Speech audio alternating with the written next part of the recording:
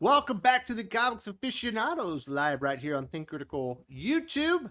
Your Saturday morning delight is back, and it's all Aaron's fault. He was painting dolls, and we're a little late. Good job, Aaron. I'm not painting dolls. I'm painting fine action figures. That's what I'm doing. Was that last Ronin or something? No, it's Killer Croc, baby. Oh, I thought it was Wasn't a turtle? something. Picked up on clearance. This is like okay, so ridiculously, they wanted $70 for the set of this and the Grim Knight. And I was patient, and at my Target, it popped up, and I got it for $23, the whole set. So The Grim Knight, that's the Batman with all the machine guns? Yeah. Actually, a really hot figure in its single release. Was going for money, but they re-released it in a 2-pack. Well, very good. I'm glad that worked out for you, Aaron. Yeah. Hey, how you doing? What shirt are you wearing? Are you wearing Dracula. Doctor Strange? No, I'm wearing a Dracula shirt. Oh. I saw a cape with the thing. It was red. I was like, is that Doc Strange? You're going Dracula? This was my post-Halloween celebration shirt. What did you dress up as? Did you decide to go? Nope, I didn't do anything. I stayed in. So I went out during the day and got really annoyed because there were just people everywhere. Just it was crazy. And I'm not even talking about like trick or treat. I'm just talking like going to the stores or I thought you were generally likable. When did you start hating people? No, I just I am generally likable, but that doesn't mean I generally like being out amongst a bunch of strangers. No, people were just like annoying and in the way, and just like a lot of just general rudeness going on. And so I went and I looked at some people that had decorated their houses up just as it got dark. People that really went all out, went and enjoyed that. Then came back and had a couple people over and watched a couple of horror movies. So I watched the original Halloween by John Carpenter, and then I finally watched Weapons. All right, what are your thoughts on Weapons? I think it was really good. I think it was really compelling and interesting, and it's probably one of my favorite movies this year. It's pretty good. I like it. I started watching it. The problem is I figured out that I can't watch it when there is any other light anywhere else in the house or coming through windows because the movie's so goddamn dark. Really? I couldn't see shit. Any like a lot of the scenes occur at, like what was it, 2-3 in the morning. So yeah, it's filmed so dark that I couldn't see anything, or my eyes suck. Yeah, that might be it, Tuck, because I didn't really have a problem seeing anything. I think, and as you get further into the movie, a lot of it takes place during the day. There's other scenes that come in because they keep kind of like going back with each character and showing you how we got to that point and where they crossed over. And so there is a lot of other stuff going on. Dude, the when that one dude shows up, Benedict Wong. Oh yeah, like chasing her down, like that was horrifying. Look. Yeah, it was just like his eyes were like popping out, and they put like the black around his, like this. I won't say what it is on his face, but the fact that it made his eyes pop even more, he looked insane. It was really freaked out, or really freaked me out. So AL dressed up as Pikachu. That is perfect for AL. Josh dressed up as Queer Eye. Queer Eye? No, Wes. I dressed up as the pink. What was the purple Teletubby? Come on. Purple Teletubby. All right. Tinky Winky. Josh dressed up as an entire television show. I know, right? I am the cast of Queer as Folk. He's got a bunch of mannequins attached to you, and you're doing that whole whole dance thing. What did you dress up as, Josh? Oh, I didn't. I got home. I put the TV on and passed out some candy. That's it. So Sully, you own 9 costumes. You had to have dressed up. I didn't, but I did wear this satanic-looking Queens of the Stone Age T-shirt with the devil on it. The devil! And my bartenders last night, they all had devil horns and tails on and pitchforks, and it was too cute. It was like, hey, the strippers aren't bartenders. Man, somebody said that you should have dressed up as Tu Wong Fu, Josh. Uh-huh. That would have been fun. I saw the whole that. movie? Dress up as the whole movie? Just the VHS box. Yeah. Yes. He's got to be, is that Patrick Swayze? Yeah. And Is it John Wesley Snipes in Leguizamo. there? Yep, Yes. Wesley Snipes, and then And was then- it John John I don't think- Leguizamo. Yeah, Unfortunately, Josh ain't yeah. pulling off Wesley Snipes. I mean, I mean, He with just a could. few things he could. He doesn't have the midsection for it. no, He that's did true. six-pack. Josh, just talk to Justin Trudeau if you need any hips. Yeah. Tips I on know, how to mess right? up his, So Sully didn't dress up. I wore a shirt with a pumpkin on it at least, so I guess I was kind of there. Our last hope would be Dylan. Perhaps he dressed up as baby Sasha? Did not dress up at all, no. Man, we're all just a bunch of old fuddy-duddies now. I did not. I didn't dress I know up. that you didn't dress up. You dress up as Gimli every day of your life, Doc. Exactly. Oh man! So supposedly last weekend there was a big fight. We were talking about it, obviously with Dylan and Tommy being here. Dylan, I decided to watch it because it came on time here. It was going on, I think, in the Middle East or whatever. That event was one of the worst UFCs I've ever seen, and I used to watch their fight nights. Yeah, it was terrible. Well, they hadn't even cared about their pay-per-views for a while. They put on maybe 2 good pay-per-views a year because since they got the ESPN deal, so it doesn't really matter that much. And now they have the Paramount deal, which is worth even more, and the ESPN's ending at the end of the year, so they really don't care. So we don't need to put on a good card. Doesn't matter. Also, especially when it's a Saudi rated card, because they're getting even more money on top of it. It doesn't matter how good the card is. It doesn't matter if people buy it. So they put on that horrible card that had one good fight, and then it ended because Cyril Gahn, the guy that cheats every single fight, just raked Tom Aspinall's eyes multiple times that fight, but he did it so much that he ended the fight. That was terrible. It didn't look that bad real time, but apparently, he still can't see out of the eye after a week. I don't know what you're talking about. It looked awful real time, It just and looked you like can he see. touched it. No, he got both fingers. He got Knuckles. multiple fingers in each eye, It didn't and look then like he went forward after that. It wasn't like it was just one arm. He went forward. This man's 265 pounds, even more than that on fight day probably, and he's going forwards through his face, knuckle deep into his eyes. Yeah, we were talking about it during it. Wes that doesn't look too bad. Looks like Tom doesn't want to go forward though. He's You got no inseminated heart. Aspinall's a pussy or something. That's crazy. That guy's got no heart. He gave up as soon as he got the chance. That was There's crazy. no way he's finishing this fucking fight. That was. Yeah, and he did it earlier. That's how he stopped the takedown. He fully reached into his eyeballs to stop Tom from taking him down earlier in the fight. And then later he does it again. And then Cyril Gahn has the gall to act like the victim afterwards. He's crying, oh, I can't believe this fight. He's like, you did it. It's your fault. You reached behind his eyes and grabbed his brain. Legitimately. He's That's what he did. overselling. He No. went boop. He just kind of booped him in the eyeball. When, You when, can watch the slow-mo. He got both eyes. when his trainer says try to get inside his head, it does not mean with your hands. What? And he I does don't this every fight too. You can look at all his other fights. People put together a compilation of other fights where he's just constantly eye poking and kicking dudes in the dick. Cyril Gahn is a serial cheater. And That's gamesmanship, first of all. GSP used to kick everybody in the balls in the first round until he got his warning, and then he would stop. yeah, a lot of That's fighters do part it. of the rule. John Jones, the eye pokes more than anyone ever.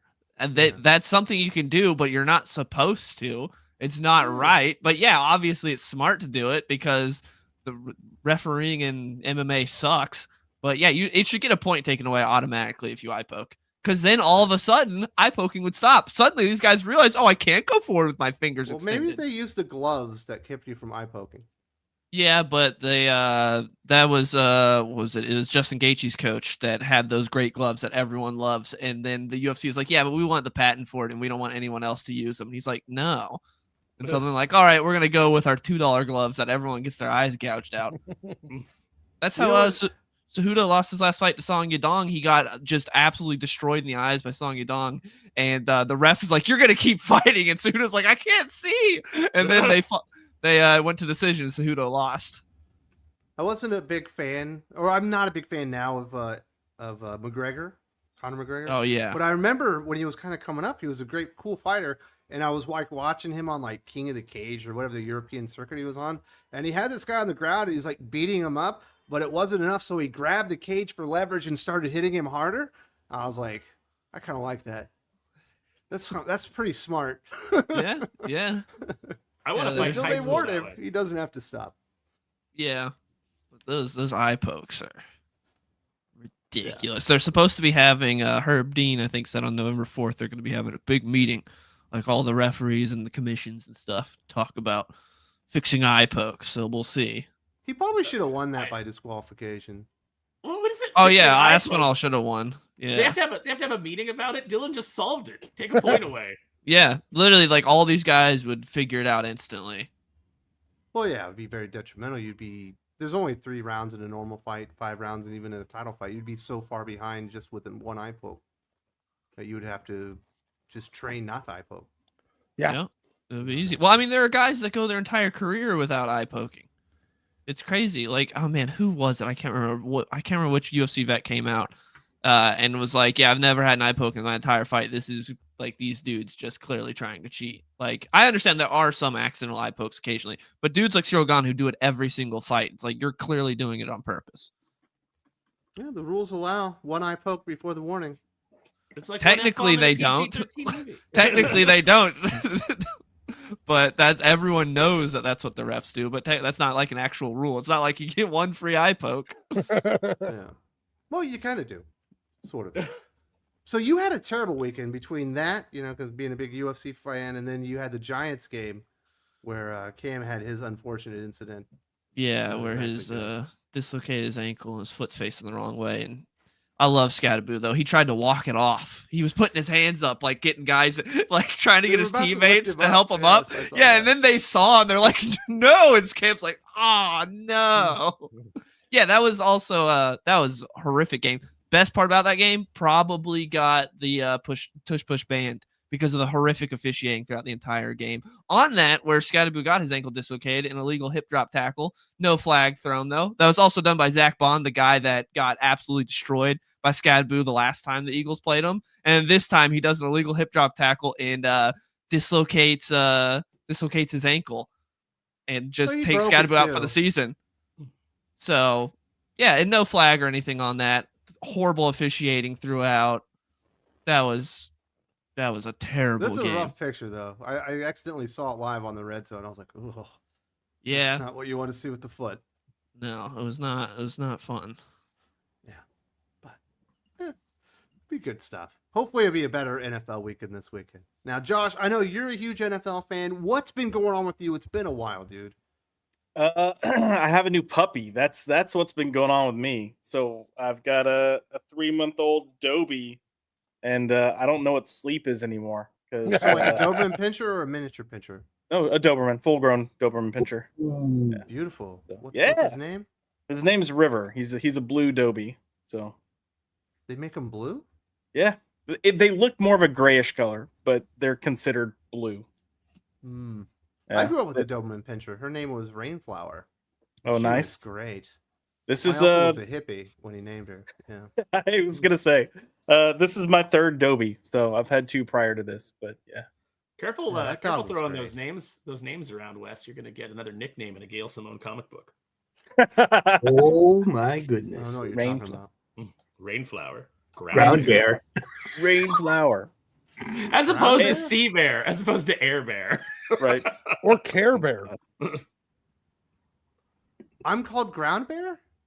No, that's what, ground bear is what Rogue would call Logan in the Gail Simone awful book. Oh. Uncanny Yeah, I X-Men. thought you were He saying keeps that trying to- she was using my nicknames. No, for we were nicknames in making the fun of book. you. No, we were No. saying that like you can't keep throwing out nicknames because they're gonna end up in X-Men. Jeez. Yeah. I was like, Dylan, she's gonna Dylan, have a hero explain named the Big D soon. You know what I mean? Eh? Dylan, explain the joke to Wes. Well, after I watched K-pop Demon Hunters, Hey, wait! Since we do have I won't say a child, but a younger person on the stream, Dylan, what the beep does 6'7" mean? Oh yeah, what's going on with that? You're never gonna understand it, so just don't worry about it. man. I would say that's the best advice to give you. Just So don't Dylan, worry what you're about it. saying is you don't even understand it. Well, the whole thing with 6'7" is it means nothing. It Yeah, literally it's means a nothing. joke. Why did 6 do something to 7? Because 7, 8, 9. Yes. Oh. That's what my kids told me. That's not it. Your kids completely lied to you. No. My kid's like 6 years old. Then your 6-year-old. He made that up. Okay, well, what is it then? No, it was in a song. Literally, just a rapper said 6'7". Now kids just say it, and that's it. There is no meaning behind it. I don't think. Literally- Yeah, I think my kids literally, think it's a joke about. He 6'7" literally and just 8'9". said 6'7", and then like some other kid said it in, like a video, and now it's just like every kid says it. They literally, it doesn't mean anything. Yeah, we were at the Halloween party last night, and the little keynote speaker guy kept saying, or I guess MC, wouldn't stop saying 6'7", and all the kids kept yelling it back at him. Yeah, they're obsessed now. Yeah. Yeah, but I it doesn't mean anything. Just Skrilla said it in a song, and that's it. hate this so much. Yeah, This is the no, worst agreed. timeline. This is a terrible timeline, and children should no longer have the ability to make things cool. I Mhm. mean, that caught on, but Ground Bear didn't. I know. Shame. Sorry, Gail.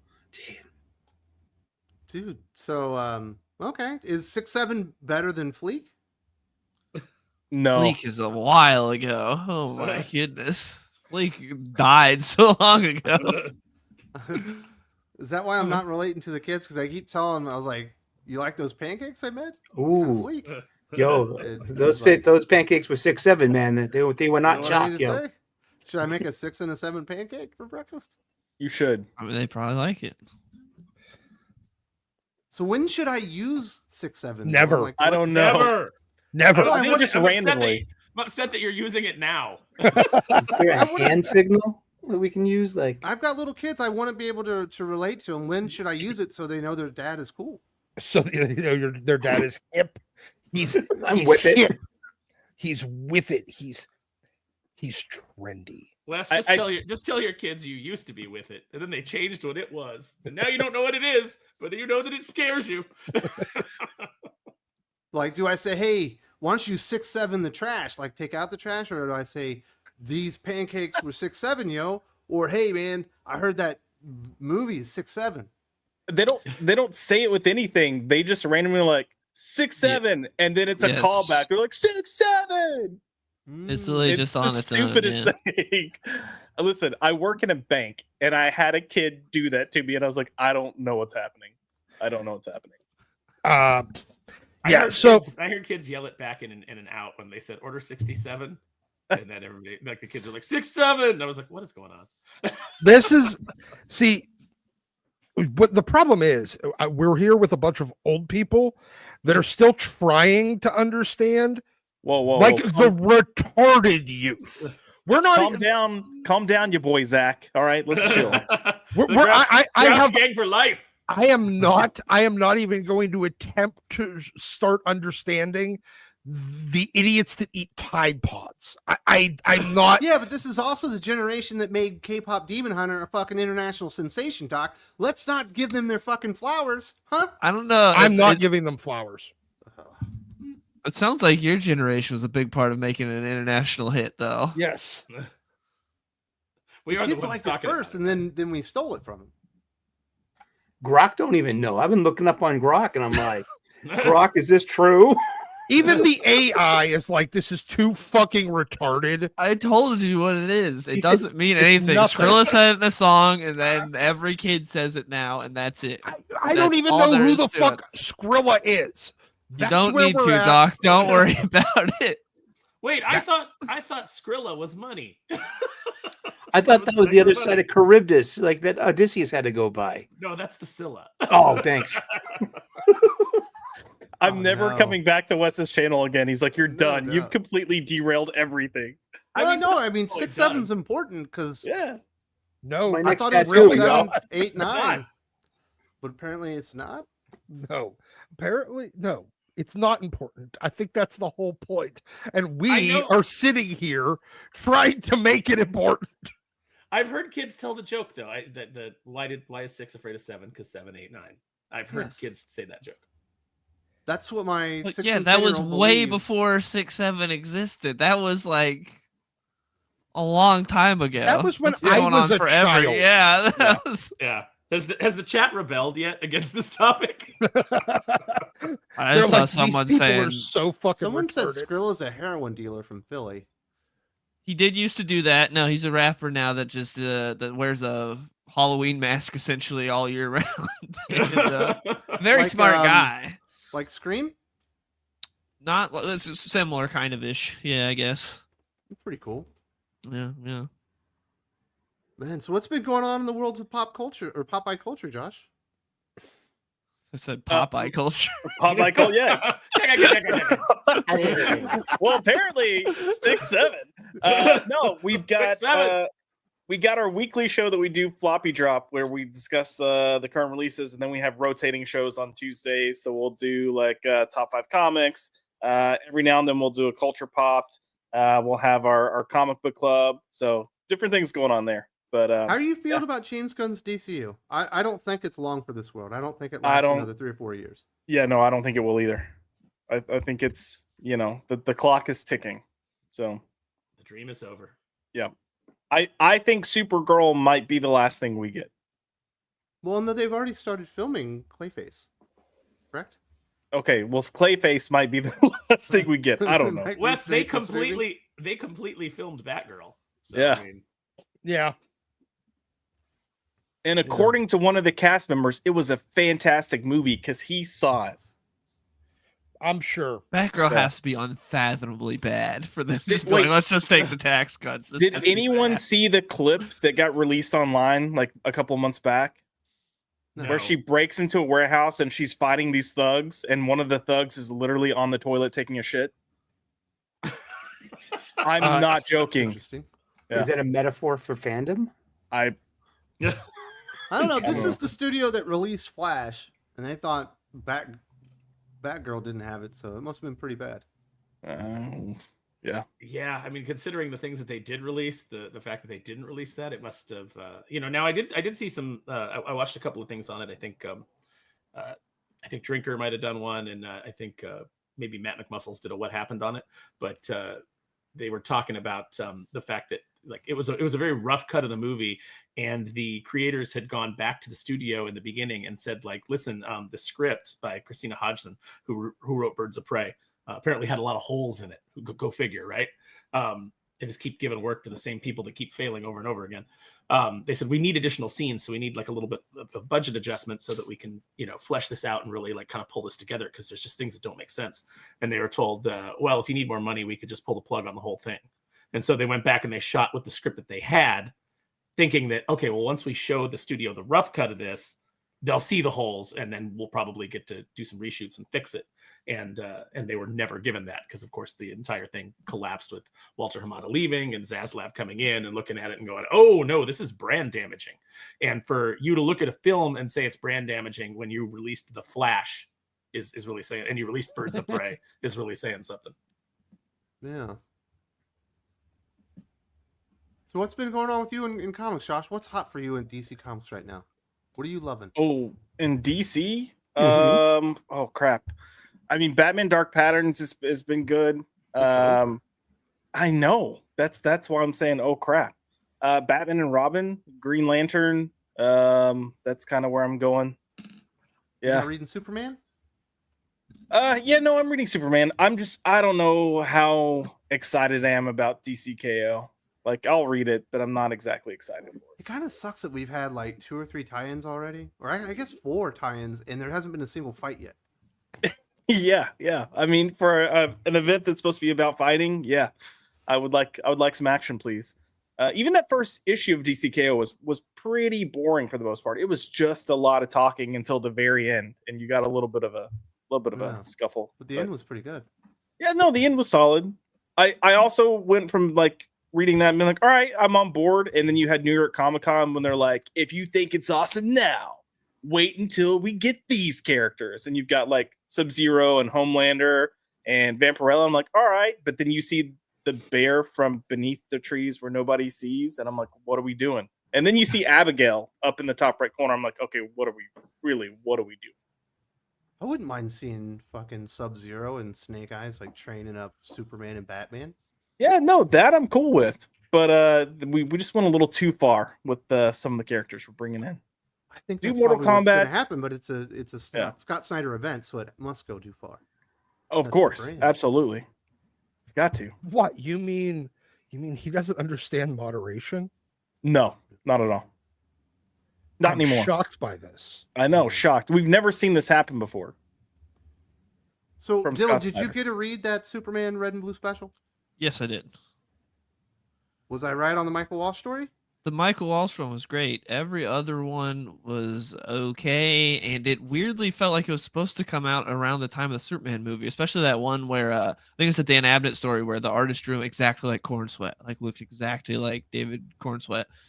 So it's weird that this came out now, but yeah, the Walsh story was great. That one was really good. That one was excellent. So am I Caitlin the Yarsky art? Like Jim's favorite artist in all of comic books is Caitlin Yarsky, so he must have been really excited about that one. So am I the only one that just can't seriously take? I mean, while I didn't really mind the movie, and I thought it was actually mostly pretty good, and I liked him as Superman. Am I the only one that can't take David Corn Sweat seriously because his last name is Corn Sweat?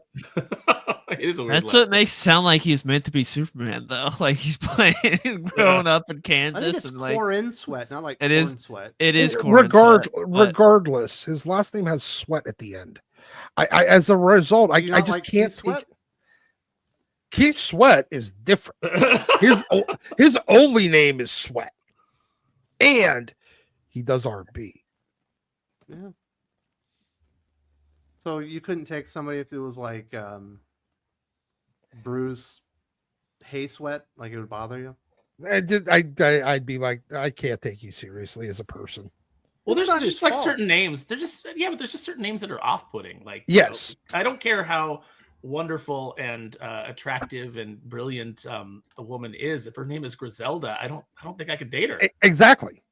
There's just something off-putting about certain names, and as a result, like, and Are you I guys feel like Gen X or are you fucking millennials? Like no, why are no, you no. being so picky? It's not that. It's recognizing that like my brain just kind of goes, like there's something about them, and it's something stupid, something. Oh, it's completely stupid, but it's just Exactly. one of those I things. agree. But it well, and my point is those little stupid things. You can either be a little stupid or try hard. And if you get just outside of that like perfect range of kind of normal, but yet still remarkable, like memorable name, you don't get over. Like remember It's the just- Seinfeld where Jerry couldn't date the girl because of the way she ate her peas? Like one time I went on a couple dates with this girl, and then I went back to her place, and she had those Ann Geddes paintings of the For the the babies babies? dressed up as animals, like Oh, all over her jeez. apartment. And it Wow. was just like, oh, this isn't gonna work, is it? It's just That's Yeah. different. That's a choice. She chose to put those paintings up. It- Being it born doesn't with a matter. you nose. can choose to change your name if it's Griselda. All of Hollywood does it. Gay. How many people in Hollywood are actually acting under their given name? You wouldn't like her if her name was Griselda Sweeney.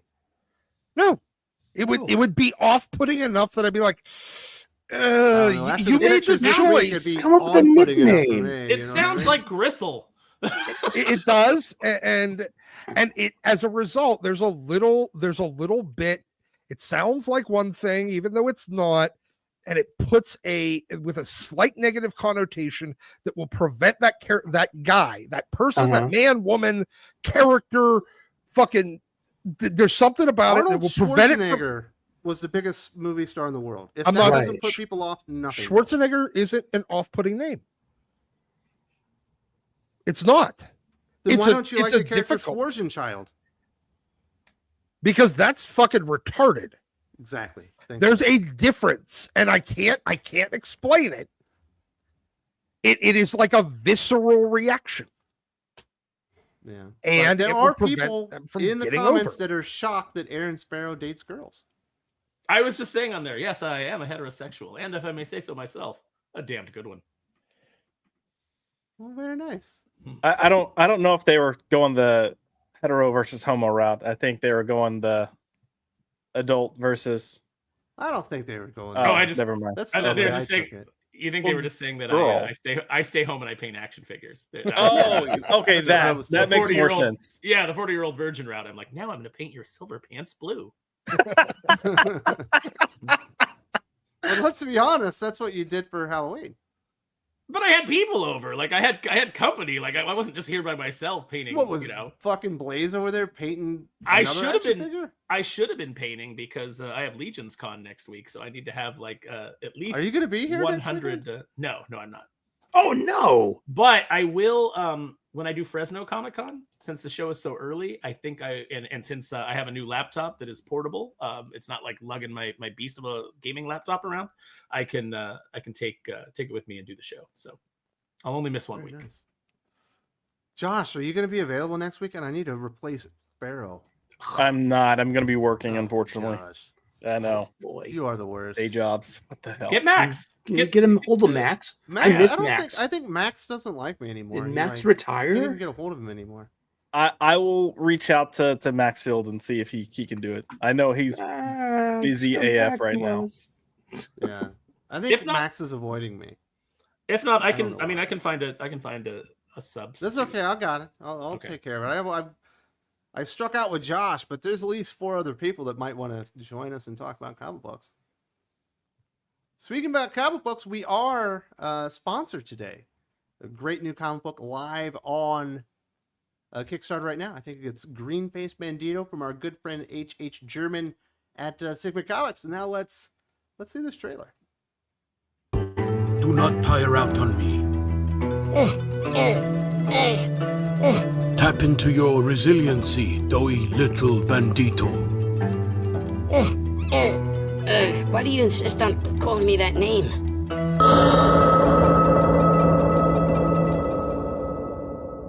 Good session, bandito. Your control of the machete is improving.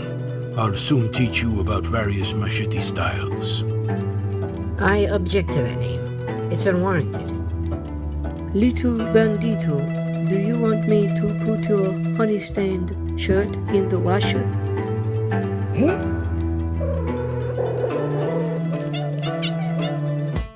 Before he became Calico, the ultimate defender of animals, Hector Gill was trained by Master Sugu to be the best cat burglar in New York City. His trusty cat Bumble was his partner in crime. Together they were unbeatable. And so it is that Sigma Comics presents Green Eye Bandito Volume 1. Follow Hector and Bumble in this incredible 200-page manga book from their early beginnings under the tutelage of Master Sugu into their maturation as the best cat burglars in the city under Coach Gene at Carlton's Boxing Gym in Woodlawn, the Bronx. If you're following the Here Comes Calico story, you absolutely need this manga, as it tells all of the wonderful backstory of the series. If you're new to the series, then it's a perfect place to begin. The manga is chock full of action and pits Hector and Bumble against some of the most dangerous criminals in New York City. This dynamic duo does not mess around, and you will absolutely love how they get down. Brooklyn, Bronx, Queens, Manhattan, Staten Island, no borough is spared. And the best part, this book is great for people of all ages. Go ahead and select your desired reward and let Kickstarter take care of the rest. As with all of our campaigns, this one features all of the perks and add-ons you need to get caught up with the series. Bottom line, if you're an animal lover and you love manga, you'll love Green Eye Bandito. Don't delay and back this wonderful project right now. Don't even wait, and know with 100% confidence that our efforts are focused on fighting animal abuse. We're ready for your support. Again, don't delay. Hit the green back this project button now. So Sparrow, you're the bad guy in the book? I mean, that kind of looks like it, right? I had no idea, but the chat is saying that the bad guy kind of looks like me. I like that the cat has his own helmet. Yeah, that was a good selling point for me. yeah. And I liked when we saw the backgrounds. Like the backgrounds look really detailed. Initially, like it's like very simple what we're shown, but then as you start to see everything, looks good. Also, is it HH German? Because I've always been making it fancy. I always say HH German. I think it's German, but I think it could be Hermann, but I think it's German. I'm still gonna make it fancy. Like my last name is pronounced completely different in Ireland than it is in America. So these things change, I guess. They get Americanized a little bit. But obviously, HH is a great fan of the channel, already fully funded. And if you want some more manga and the Calico story, you got to go back to the beginning in this prequel series. There's a link in the video description. Definitely go check that one out. What else we got going on here? We do have some people speaking to us. Jagrin 2. So now that we are on the final turn for Ultimate Spider-Man, how are you guys feeling on the series? Highs, lows? Will the series stick the landing? Good question. I don't know that there's a landing to stick. I think they forgot to tell a story. Yeah. I just got caught up on it, and what'd you think? It's just kind of, I mean, it's there. Yes. Looks good? It looks good. Yeah. I like the characterization. I like their interplay with one another. But we've had 22 issues? 22 issues out of 24, yeah. Of just kind of everybody circling each other. And weird shifting alliances that don't really seem to matter. They don't change anything. And I guess we're gonna have the final conflict in the last 2 months, but no, is the Mysterio that's with Harry? Is that like his Green Goblin suit, like with the spirit, like the kind of this AI of Norman inside of his Green Goblin suit? Is that a Harry construction with like an AI of the 6 Mysterios in it? No, I don't think don't so. follow. No, it's I his think dad they think giving him shit. Remember And that the Mysterio- issue about it. Oh. Then Peter's suit has the AI, and Peter's suit was Peter for some reason. Yeah. I think the Mysterio that's there is the Mysterios. Whoever actually had the They're thing like at the undead or end. something. Yeah, I think whoever had the thing at the end is kind of in control, but the amulet is kind of in control, and but all of them are kind of, their spirits are all merged together. And but maybe at the end Gwen will be alive again. I don't know. I don't know if I care. Yeah, I think the Right. highs are definitely the 19 panels that Marco Cicchetto got to illustrate with Spider-Man in them. You found it? I was In going to do 22 that. issues, yeah. 22 issues. I'm like, I want to go back and just literally count every single panel of Peter in costume in action, and it's 19. I'm being Making that up. facetious. You're being facetious. Perhaps You hyperbolic, might but be on though. I'm closer than I'd like to admit. Yeah. The lows, definitely the fucking dinner parties, man. Yeah. Yeah. There's There's no. Yeah. I mean, You can't even say dinner party because there's like 2 or 3 of There's a them. few now. Yeah. we're 22 issues, and they've been at least 5 issues of just dinner. Now calculate how much you've spent on the Spider-Man run, everybody. If you're reading Ultimate Spider-Man, Calculate how much $110. you spent. Yeah, it's Yeah, $110. How much Spider-Man have you gotten out of there, and is it worth it? Yeah. I mean, I get what he's doing though. I get what Hickman's doing. I'm a huge Sopranos fan, and this is like the vibe, the tone of this book. It's completely like the Sopranos. A lot of focus on the B characters. Like if you're watching Sopranos, you're like, where's all the whacking? Where's all this gangster violence? You know what I mean? You get it occasionally, but then there's lots of character stuff, mundane stuff happening over dinner. Because it was scenes. working on a television budget. Yes. Yeah. I just want to clip Sully saying, "Where's all the whacking?" Where's all the whacking? Ain't you the two whacking boys in But here's whacking here's in my the tool shed? and I First get thing it. was, do so much whacking. I get it. They're trying to do this as like the super soap opera-y. Yeah. The problem is they did that in the past. They did that during Michelini's ASM. And guess what? You still got a shit ton of Spider-Man in it. You Yeah. can't He did do it better. soap. Yeah, you can't do soap opera and decompression at the same time. Otherwise, it gets fucking boring. And what would normally take 3 issues now takes 24. Optimus It- Prime. I listened to a Daniel Warren Johnson interview, and he confirmed goons survive at the end of Annual 1. Interesting to get his perspective on why he did the story. I'm not mad at it. Usually don't like politics in my comics, though. I don't care. It's Daniel Warren Johnson. Yeah, I skipped it. Yeah, I didn't read either. Did Yeah, you check it out, Dylan? Yeah, I read it. What did you What'd you think? think? It's pretty good. Obviously, it looks amazing because Daniel Warren Johnson does a great job, and a lot of people are just sharing pages from it. But the book itself, you actually read it, it doesn't portray exactly as what Batman's doing as the correct thing to do or the correct way to go about things. There's also a backup story with a home invasion done by someone different that's really good as well. So yeah, I liked it. I thought it was a good issue. I think most of the way that Batman is portrayed in Absolute Batman is not the way to do it. In fact, I would say all of his actions have led to his friends being brutally tortured and disfigured, and he's the one to blame for all of it. Well, he's Big Dumb Batman. He is Big Dumb Batman. Well, it is all, this is the dark side universe. Yeah, it is the dark side universe. So it's adds up. Dark take side, on it. Dark side energy. It adds world's up. Dumbest. However, But I will say, as far as like people surviving, yeah, that it's just the Batman logic of always of like that guy's totally dead, but it's like no, he's fine because there are multiple. There's a dude that C4. his head is on backwards, and Batman like puts him straight into the ground head first. Like that guy's fully dead. But I did hear Daniel Warren Johnson essentially saying he like applied Looney Tunes logic to it. Someone takes a hammer to the head and gets their skull caved in, but it's like a cartoon. They're fine. Well, that's what he did with Absolute Batman. But he applies cartoon logic to his political beliefs. So why not? Yeah. I think that was him just trying to birds flying around his head.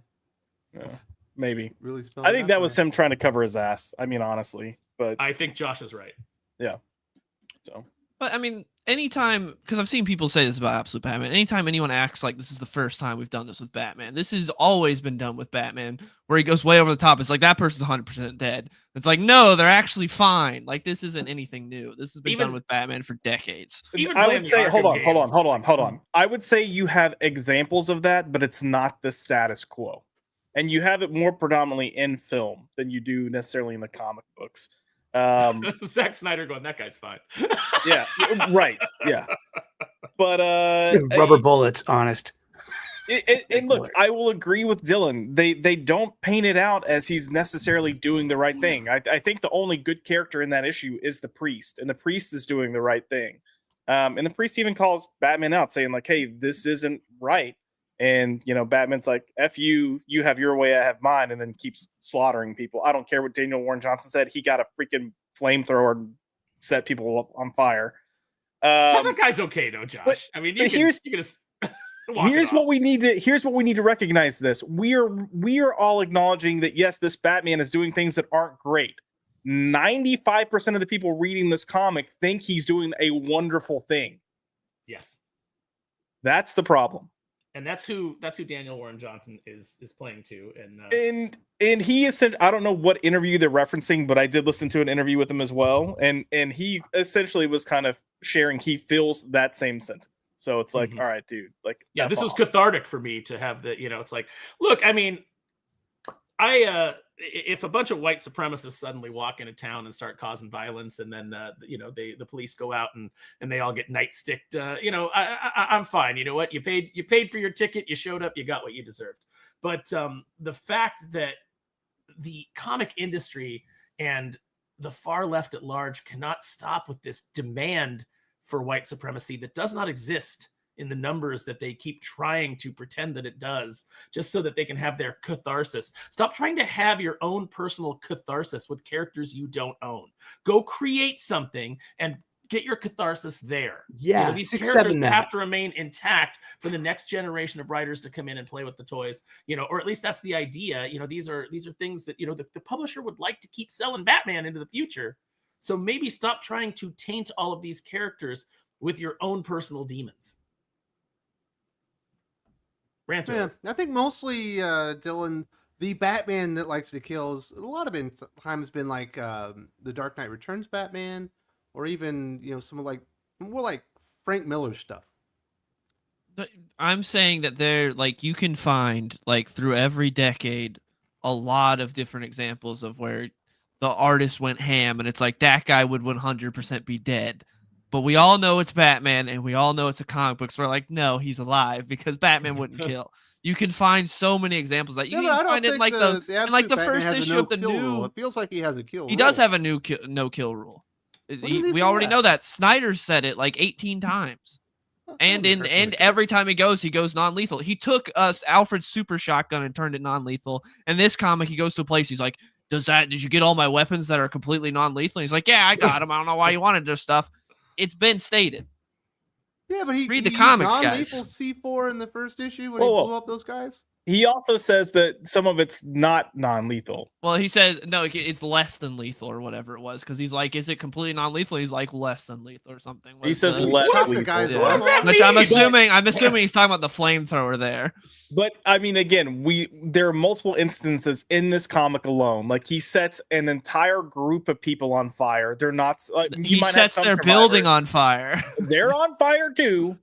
And he like turns the guy's head backwards, then pile drives him into the ground. Yeah, that guy is 100% another guy.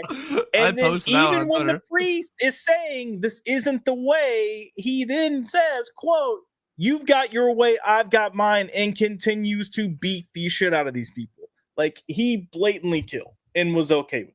And look, again, if you want to do that in this dark universe, that's fine. I have no problem with that. Again, my problem is the 95% of the people that think this is a justified response to dealing with. And we can say white supremacists all we want to, but it was also very clear that it was just cops, blue collar workers, country people, because they made a point to say this entire town, this entire suburb country town was white nationalists. What is this? Dennis Camp's Ultimates? Well, not the homeless. They weren't. They weren't even homeless. They were two people that were coming through town because they were outsiders. You talking about the lady and her son? I'm talking about the whole encampment, the entire encampment. That's what I'm talking about. That's what the whole drama was around, was they were going to go destroy that entire encampment. Yeah, because they were outsiders. I'm looking at the comic, and I don't see anyone on fire. He just lights the building on fire. I understand inside? that. Like, I didn't read it. Are they inside? No, he does it past the guy. Like there's three dudes right there, and he's like burning their makeshift Nazi flag. No, the only character, and I only read the Batman, Wonder Woman, and Superman books right now. Wonder Woman's pretty heroic. I'll give her that. But the Superman and Batman, they don't feel very heroic to me. But it's the dark universe. Well, it's the dark, edgy the absolute Batman universe. book is fun. You know, him kicking a toddler into the ocean certainly isn't a very heroic action, but it's kind of funny to watch. It's just over the top, you know. It's I get it. It's something that, you know, a dad thinks is edgy. You know, Scott Snyder can go out there and you know do. Well, I think it was Nick Dragotta that did that. He said Nick Dragotta wrote it and like, I probably can't keep that, and then Scott told him to keep it in the story. Well, there you go. I mean, it's fun. It's a funny visual. It was hilarious. Kalichioki, anybody else enjoy the titillation view from Sydney Sweeney that she gave us this week? She's not leaving much of the imagination. That's my whole feed. Like everybody on my feed, it was just like I said on Twitter, like I could pick her nipples out of a police lineup now, just because like it was every single post. I say you're welcome. Thankfully, it never appeared on my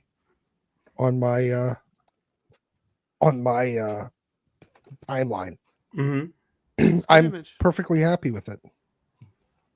Look, if I want to go watch porn, I can find porn. It's not that hard. I mean, I do feel like Sydney Sweeney is porn.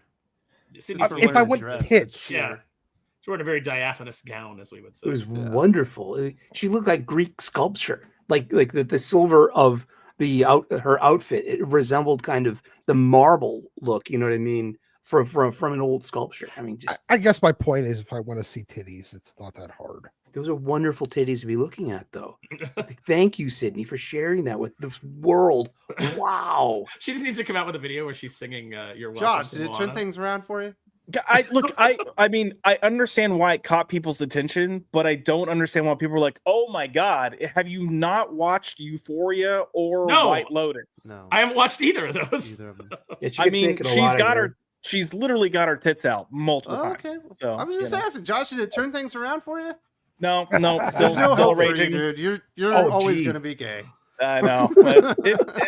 It was close. There was maybe like He's a on the edge. Look, Yeah. if those can't get you, Josh, I don't know, man. I mean, I may or may not have said bazinga when I saw him. So Mike Ortego, everyone, what comic book got you to love comics? This one's easy for me. The one comic book that cemented me, I was like, all right, I'm reading comics for the rest of my life, was Exo Manowar from Robert Venditti. I love that one. What was yours, Josh?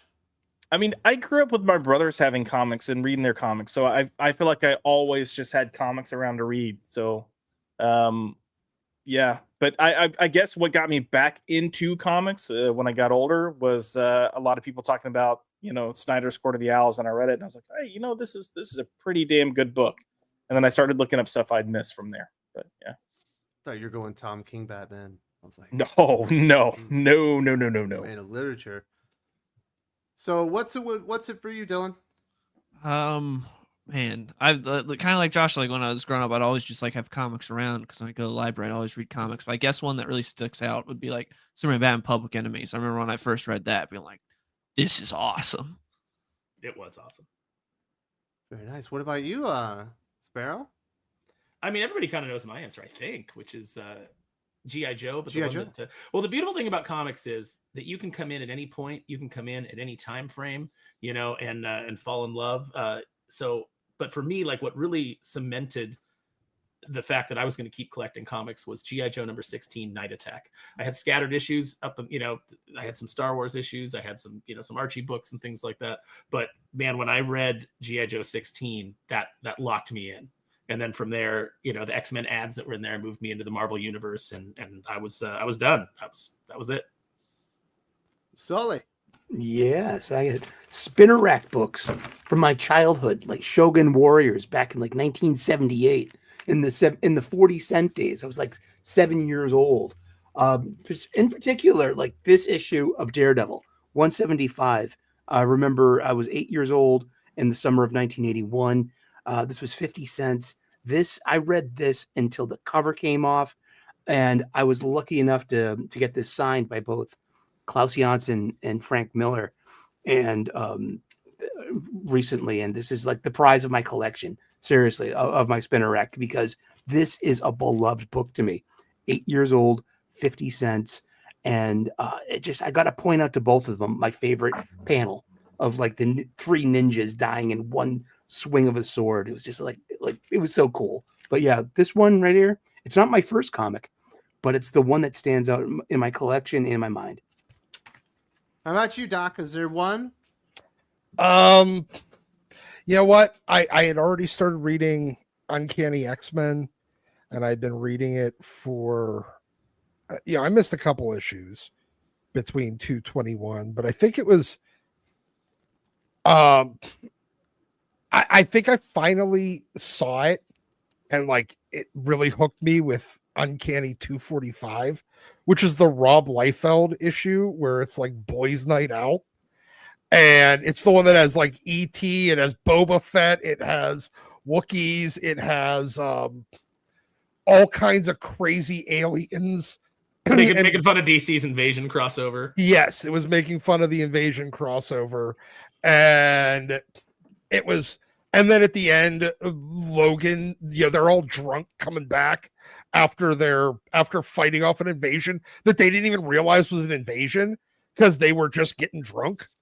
Wolverine like makes out with Storm and then just walks away, and she's like, "What the hell just happened?"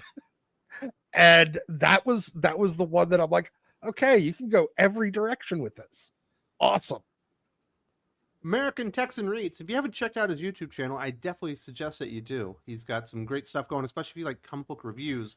In a vacuum, Absolute Baggage, I assume he means Batman, could be a great book, but the League of Comic Geeks reviews shows that we can't have nice things right now. I don't know what that review says. So League of Comic Geeks is a site that's got a pretty decent repository of like books and stuff, but if you go to the review section, it's like the Reddit of comic book reviews sites. It's like the blue sky of comic book review sites. Is that the better term for it? I would say so. Yeah. So I haven't checked that out, but it's really strange. Look, I will say League of Comic Geeks is a great website if you need information on the comics. Like, it's got almost everything. It's a great source to see what's coming out each week, to see who the creative teams are. Like, I use it constantly, but the reviews on them are definitely interesting and entertaining.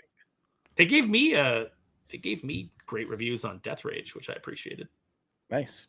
One of the best reviews I got was people going like, "Why?" One guy going like, "Why are people sleeping on this book?" I bet you if they knew that you were on the channel, they wouldn't have said that. I don't think they're a fan. Well, I think this was before, before the. Might be a little different now. We'll see what before everything happens. went You know, now that Kneel Before Doomface is out there for the people to read. What's the reaction been to Kneel Before Doomface? I've gotten really good feedback so far. So we released the digital edition. Going to be going to print shortly. And man, people seem to really like it. It's been called Laugh Out Loud Funny by some people that whose opinion I actually really value.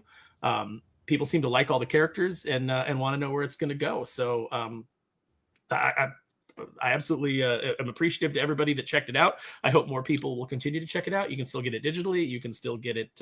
You can still get physical copies if you want. Sully's read it. I got a good review from Sully. Does Sully die? Oh my goodness. None of the aficionados die. The aficionados are in at least one panel, and none of them die. I died in Tim Lim's bunny book. Oh no. But technically, I was a cloned alien, like it had cloned me, or something. Okay, so it wasn't the true Wes. It was the it was a cloned version of me. Alien Wes. Was that Black Hops? That was a great book. It was fun. We had Mark back on the channel. I don't know if Tim really does stuff, but it'd be fun to have Mark back on. I'd reached out to him a few weeks ago. It sounds like he's down for it, so maybe he'll be here next week. Dylan, when I'm not here, thanks. Yeah, that'd be the time to do it. Dylan, do you ever go to League of Comic Geeks? Yeah, same reason as like Josh was saying. They've got a lot of great information on there. Great repository of information on entire series, and it narrows it down all the way to the issue. You can get all the alternate covers. Yes, everything. And it's the best for just seeing what came out this week. Like you just go to new this week, and it's like great to be like, oh, these are the new comics. It's really good. Yeah, but you don't want to click on the reviews. No, I don't. I stay away from the reviews. I mean, they are funny to read sometimes.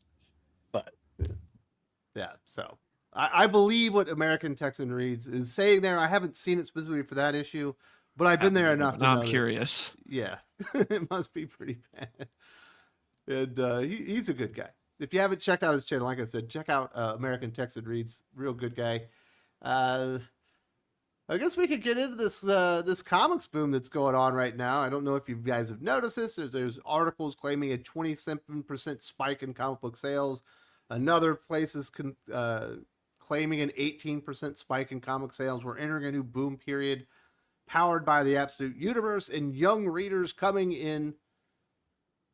And just from what I'm seeing, Josh, and the contacts that I do have that have access to the information regarding order numbers, that's not really what's going on.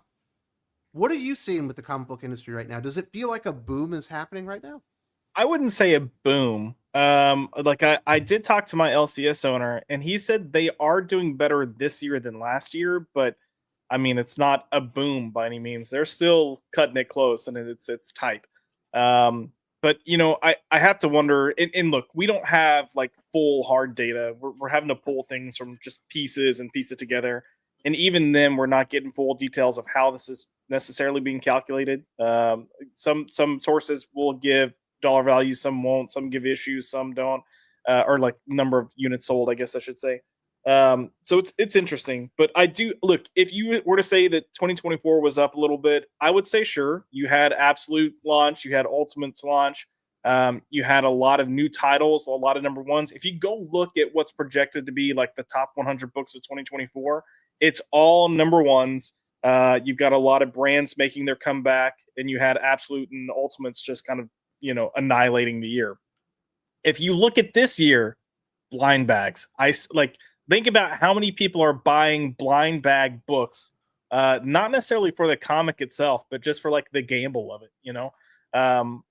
I know people that are buying 15, 20, 30 copies of a book because they're hoping to get, one of the variant ratios.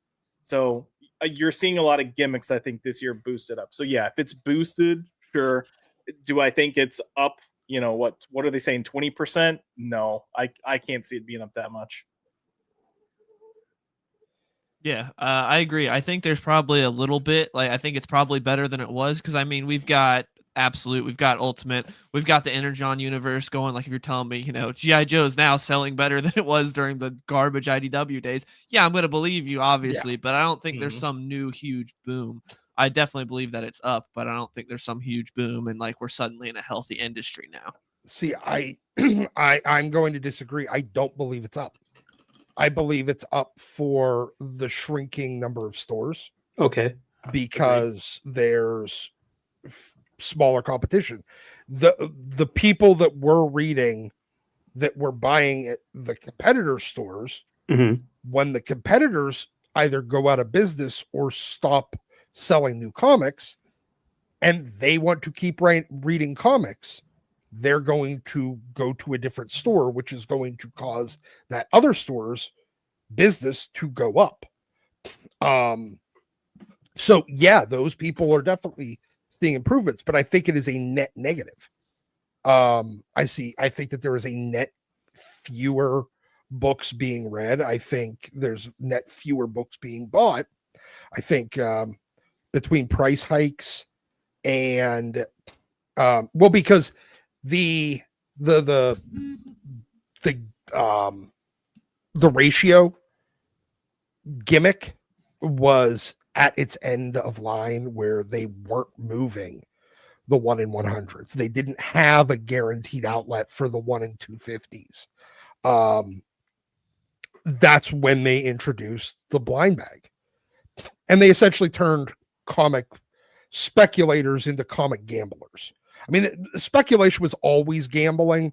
This is even more gambling, because you don't even know what you're gonna get to try to play hot potato with, because most of the speculator market was, let's play hot potato with the new hotness, and just don't be the one left holding the bag. When interest dips, when that character doesn't get over, when that particular artist falls off, or when the new hotness comes out and it distracts the people that are playing hot potato with this book, and they go and start doing it for the next book. I think the blind bag is the next logical step in that. And especially now you're charging them a premium to not even know if they're going to be able to play hot potato with the book. Holy fucking shit. And you people are actually falling for this? I get it. There's a sucker born every minute, but come on. No, look at me. The moment that the whatnot crowd, the buying crowd, realizes that they're getting scammed and the bottom drops out, then the whatnot sellers will no longer be buying all of these blight bags. And I call them that because they are blight bags. They are a blight on the industry. This is a bad idea. It's a fine idea when 1 or 2 companies do it once in a while, but once every company jumps on the bandwagon and they start trying to charge a premium price for it, you're going to burn that market out very quickly. Yep. And that's exactly what's going to happen, and it's going to be detrimental to the industry as a whole, I believe. Yeah, 100%. It'd be one thing if you can't get the A, B, or C cover. You can only get one of the minimum of 1 in 10 ratio variants in these blind bags.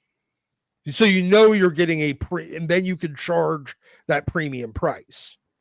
But they're sticking the A, B, and C covers in there. Fuck you. I mean, seriously, entire comic industry, suck my fucking dick. Well, that's what they're telling the consumer. They're telling you, F you. That's. Don't sound like a sad sack, Doc. Oh my goodness. Right? Jeez. I mean, I'm kind of grateful that I'm a little I'm pretty bright, but all some of this economic stuff and the financial stuff that you guys talk about, like it goes over my head. And I'm glad that you guys are able to, break it down for someone like me, because I'm not, I feel like like me and a lot of people in the chat too, are like, huh?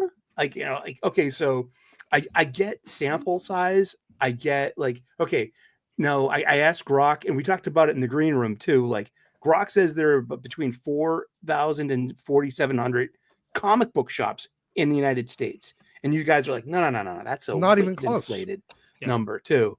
No, it's not even close. I think at the height in the 90s, you didn't even hit that number. Maybe you might have, but that was a lot of like the baseball card stores that started carrying comics because baseball cards were, their speculator bubble had busted. Right.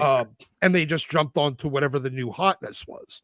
And so, no, I think that you're probably maybe 1,000 stores, 1,200.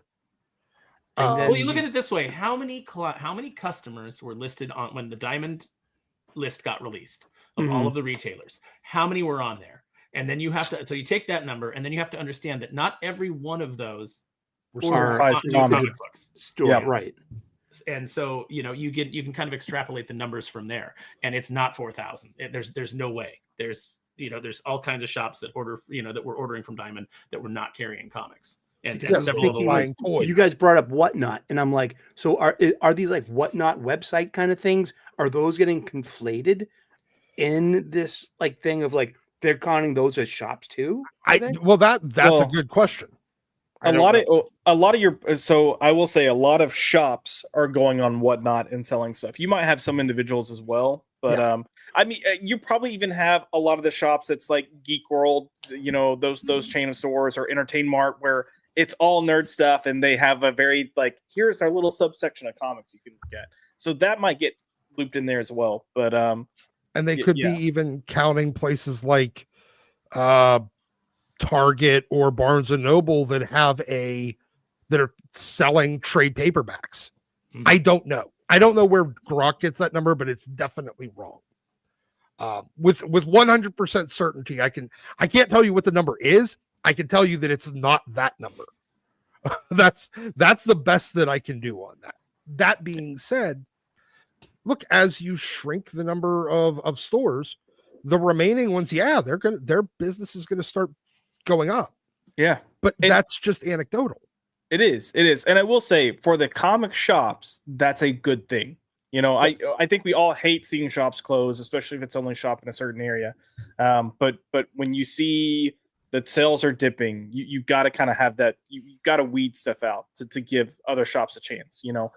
My town, not even my town, the town that I have to drive to get my comics, there's only 100,000 people there.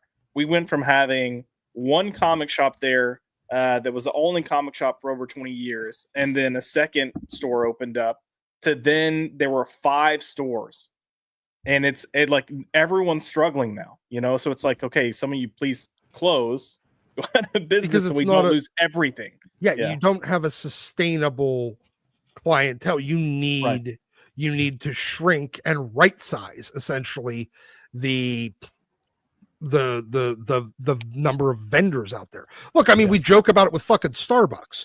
Starbucks opens their new restaurant or shop in the bathroom of existing Starbucks. And you have this with a lot of, and I don't want to get onto like the fast food aficionados, but you have this with a lot of chain restaurants and chain places. And while all of these are independent, well, most of them are independent stores rather than chains. They're more mom and pop stores. They're all essentially the chain of comic shop, because they all got their stuff, at least from Diamond, in the Diamond era, from one distributor. You were basically the Diamond Comics outlet store.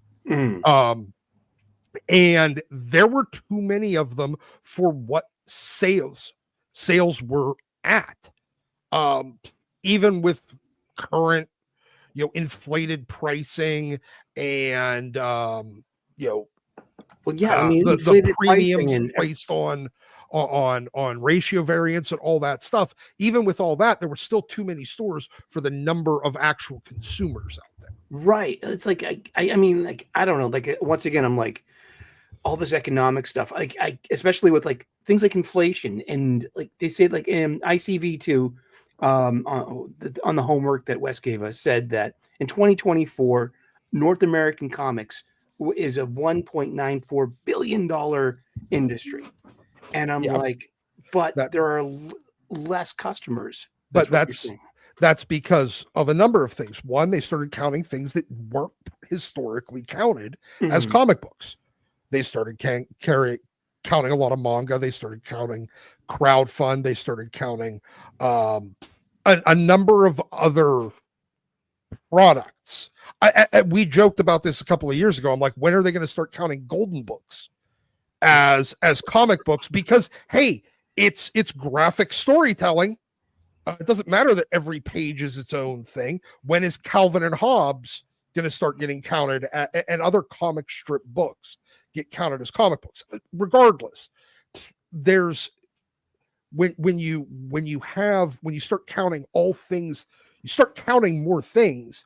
Yeah, the total amount that the quote industry revenue generation is going to grow because you've counted 50 things that weren't previously counted.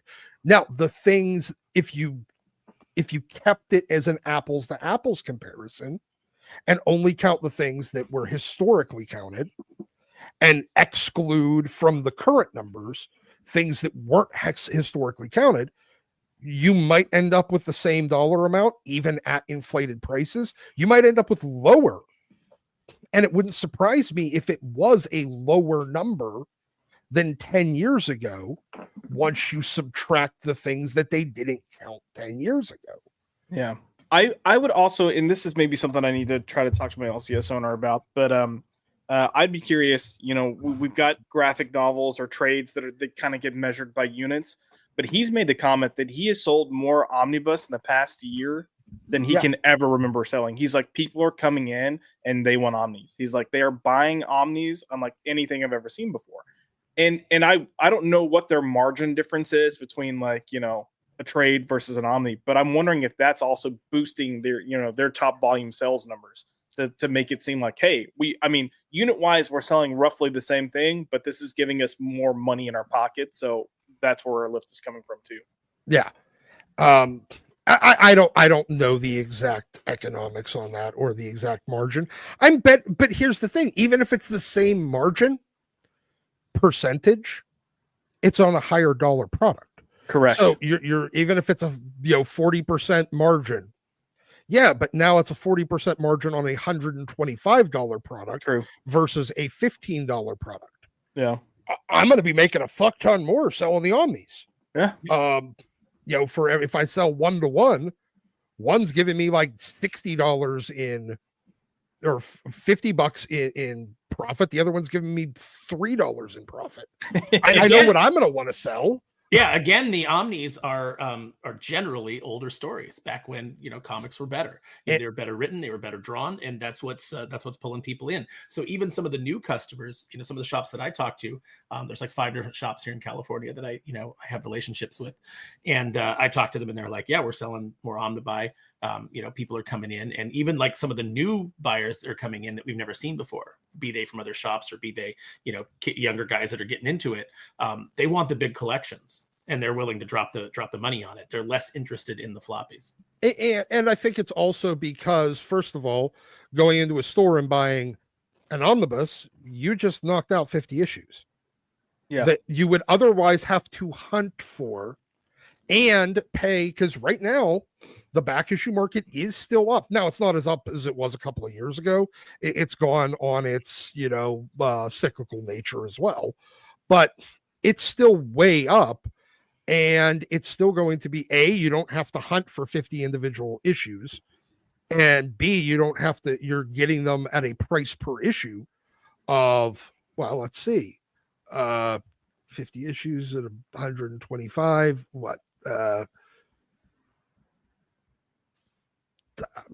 My math's failing me on this.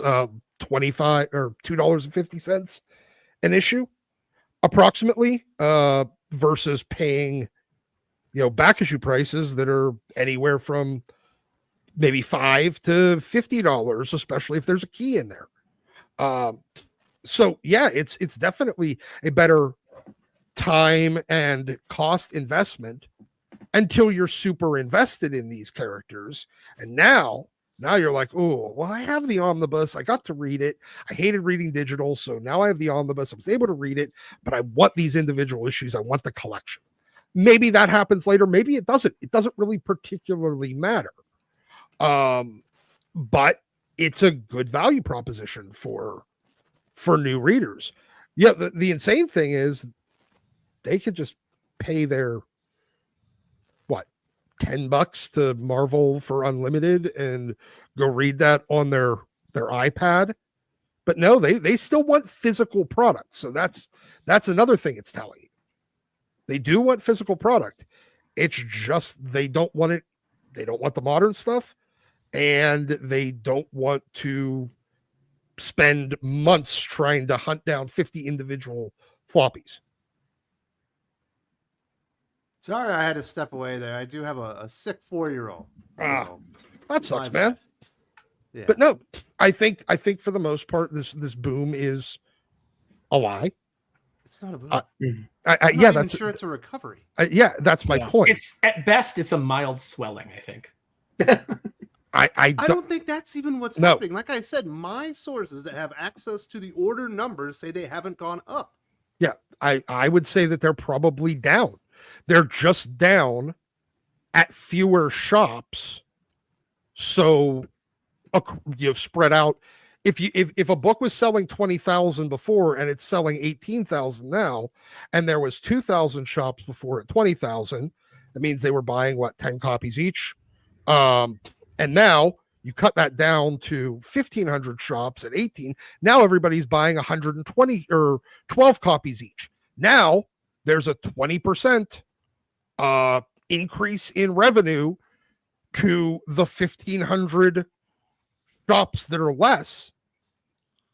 And so they're seeing a 20% increase in revenue, but the actual industry is seeing a, what would that be? 5% contraction.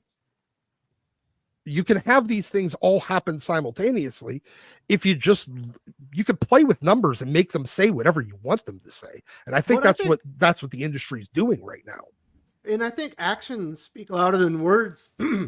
And we've certainly seen and been documenting for years now, Dylan, that Marvel's reboot strategy just gets shorter and shorter. Now, I bet you half of their ongoing books never make it past 10 issues. They know that's stupid. They know that they would like those things to go out to at least 50 or something like that. They reboot them because they have to, because the attrition rates are so bad. DC in March are basically getting rid and revamping their entire C and D list tier of books. Obviously not Batman and Superman and maybe like Green Lantern and some of those other Justice League type books, but they're replacing all of it with an entirely new line of books. If DC sales were up 27% across the line and all of their C and D list titles were doing great, why would they reboot them all? Why would they replace them with a whole new batch of characters? Yeah, that doesn't make a whole lot of sense. If we were in a new boom and everything was going great, I don't think they would be doing that. And Marvel just constantly rebooting with number ones. They've been doing this forever, and it's so annoying. Especially when you look at something like Jed MacKay, who would be on a solid Moon Knight run right now, but has been rebooted 4 times. Yeah. Well, look, they're rebooting Scarlet Witch again with Steve Orlando. Let's fail again. Yeah, let's fail again with this failed writer on this character that he can't get over. Yeah. So all the actions, not all the actions, but a lot of the actions within what the publishers are doing don't support this enormous 20 to 25% spike that they're seeing from these tiny cohorts from Managed Comics and Comic Hub. And then everything kind of around there doesn't make a whole lot of sense. Josh, we have $10 blind bags. They're basically charging you $10 for the $5 comic book because they have to. They want to get more revenue for the exact same amount of sales because they need to do it. Yep. That's one of the points that I brought up, that if we are seeing somewhat of a lift, I think it's a lot has to do with blind bags for this year. But I, Well, so you they know, put I'm, it on Batman #1. They put it on DCKO. yeah. And, I mean, even I mean, I'm seeing tons of people buy these Mark Spears blind bags. Like, again, I know people that are buying 15, 20, 30 copies, issues of this, hoping to get something good. yeah, because they and- want to flip it on eBay. Yeah, I mean, you know, but it's still coming through showing as orders and sales, you know, course, so yeah. it's that artificial lift. But yeah, it's not sustainable. And you know, I think a lot of your level-headed comic shop owners know that. Because my comic shop owner is still looking for things to do to help balance things in the store, you know. And one of those things, is it to promote more Absolute Universe stuff, or is it to bring in other SKUs or products that might appeal to the audience? So they planned ahead, like they got on the gaming trend years ago to kind of help balance things out. They within the past probably year they redesigned their store so manga is actually up front and comics are closer towards the back. But yeah, I mean, I will say Absolute's doing well for them. Like they're selling decent numbers in Absolute. They're still doing pretty well with the Ultimates line. But yeah, I mean, he's well aware My that I source can't. that had access to the lunar sales said my analysis that the Absolute line basically went out there and cannibalized everything else at DC was 100% correct outside of Batman. Yeah. Like, I I mean, mean, that's- killed the interest in everything else. Yeah, that's essentially what he's seeing. You know, those like kind of cardboard stands that you can put things like different comics in. When you walk in up there by the register, he's got Absolute there. Yeah. So, That's what the local shop here has as well. They have all the Absolute books. Well, one of the local shops. yeah. They have all the Absolutes right at the front. It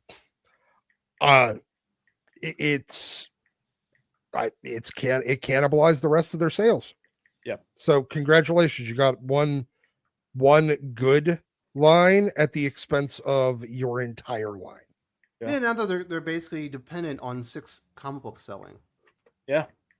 For The other entire thing that- line of 52. Yeah, we've talked about this about publishers before, but publishers need to cut their line back too, because we know for a fact there is a percentage of their line they're actually losing money on, but they're doing that on purpose because it can take up more space in a shop. But Yeah. it's like that mindset is such a just backwards thinking because you're losing money on your stuff. Your comic shops are losing money because they're not getting those discounts that they were getting for ordering certain numbers of copies. They're not getting the benefits of ordering more copies of books that might be selling more had they not been putting, here's the 30 Marvel books this week versus like here's the 15. Well, it's comic book socialism, right? Because it's like, Yeah. okay, so here the Ultimate line is selling, here, and the Absolute line is selling here, and the profits that we're making on that are paying for you to get books by like Joanne Sterer and Jadzia Axelrod and things that just are never going to sell and never turn a profit. So they're paying for Stephanie Williams. They're paying for the charity of these these other books. It's Job Corps for lesbians. Maybe. It could be what's going on. Now, I'm interested in the Comic Hub stuff. They modeled Comic Hub sales versus actual sales back in 2019 before COVID shut down, and obviously distribution has been fragmented and is ever evolving to this day as far as comic book distribution. But they've continued to use this model based on Comic Hub actual sales versus ordering that we had gotten from Diamond. And every day that you're away from the actual sales data and the market changes, which is basically daily, that model becomes more out of date. And looking at it, Aaron, they said, based on their modeling numbers, their projection for total sales of like floppy comics or comic sales in comic stores finally reached a benchmark that they had reached in 2009. It was the 15-year span, and it finally reached back up there. Not surprisingly, 2009 is the end of the last Marvel like good period as far as good quality comic books. When they started to wind down and get into all new, all different, and all that bullshit. So they've modeled then. It took 15 years. There's been 48% inflation since then.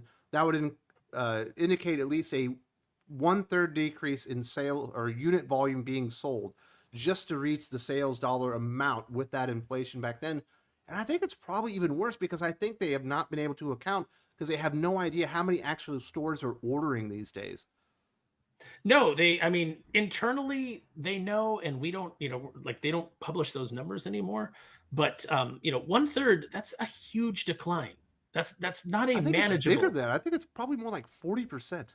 Well, let's less orders. let's be conservative and say that Be nice and say it it's a was third. a third. That's still a Yeah. lot. That's still a lot. Yeah, like if that's like the best case scenario, that's still terrible.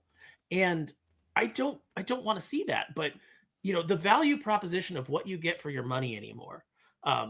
If your basic comic, your average comic is like $4, and then we've got $5 issues, $6 issues, $10 issues, $10 blind bags. Dynamite just did that campaign where it's like $100 buy-in for these, these covers 5 that you comics might in a get. blind bag. Yeah, it's that's not people will not stick with that for very long. You will burn that out very quickly, and when people start to feel burned, like Doc was saying, you spend $10 and you get an A and a B or a C cover, you get like one of the basic covers. You're not going to keep going back to that well. So they're going to burn through those people really quick. And once they feel burnt, they might drop out altogether. So we'll see an increasing decline. And we've definitely seen the decline in quality. It costs so much to put out a book that, you can't hire the best talent. You can't get them anymore because they're moving into other industries for as long as they can until AI takes over those industries. And believe me, it's coming. It's coming for all this corporate product. It will eventually be, largely written by AI, and it's unavoidable. So if you're in comics, if you want to, get out and you want to break away, you've got to be doing your own stuff. So I don't know how long the mainstream can last with these people that are in charge that have no interest in innovating, no new ideas. They're just like, let's just run out the clock on our careers. You need to get rid of these old men that are at Marvel and these old men that are at DC and bring in some fresh blood that want to, like hire people that are creative and get these characters back on track and make people excited about these books again. And, Scott Snyder, he can do all the KOs and all the absolutes, that he wants, but it's not a sustainable thing. You need good, solid stories that keep going. And he's really good at coming up with a gimmick to hook people in, but it's all short term. Yeah. This dude said he had someone who opened 35 spear blind bags and didn't get a single foil. Yeah. I mean, well, I would maybe your comic shop is weighing the foil because they weigh differently. You can put that on a scale and you can tell which ones are foils. So you can pull all those out. Make sure that your shop is the one selling them because your shop needs to survive because of gimmicks like this. But I think that's it's kind of one of those things, Doc. Like you have somebody they're like, well, there's value here. DC KO or Batman #1. There are really rare variants in there. I'm going to buy 100 blind bags, which would be an enormous investment. It'd be like, essentially $1,000, right? Yeah. Yeah. And you go in there, and maybe you do get one of those, rare Jim Lee foil variants or whatever, and you throw it on eBay, for $1,500. What if you don't get a $1,500 bid? Yeah. Are you gonna buy 100 of the next fucking batch? No, you're not. You're gonna dip out. The more people that get burned, they're not only are they going to get burned on the gimmick, they're going to get burned on any gimmick moving forward. Yeah, because what's the thing you always say? You don't want to be the person left holding the bag. Yeah, because that's what it really comes. Whenever you're dealing with essentially playing hot potato with product, which is what they're doing, you just don't want to. And when you get into that speculator market, now occasionally, and I say this because 9 times out of 10, the gimmick, cool cover of the week, cool, hot book only stays hot for a couple of weeks. After that, it loses its desirability. Once it loses its desirability, so does it lose its value. Now, occasionally you'll get a book like an ASM, that Lizard J. Scott Campbell variant, or that Gabrielle Del Otto ASM that still sits up there for thousands of dollars for a ratio variant. Occasionally you get that, but for every one of those, there's probably 150 to 200 ratio variants that come out. Hell, probably more than that, probably 500 ratio variants with how much and how frequently they do them now, that end up losing all and basically go back to almost cover price within 12 months. So if you're the one if you buy it for cover price, great. And then you sell it for $8, then they sell it for 15, and on and on. Now all of a sudden it's $150 book.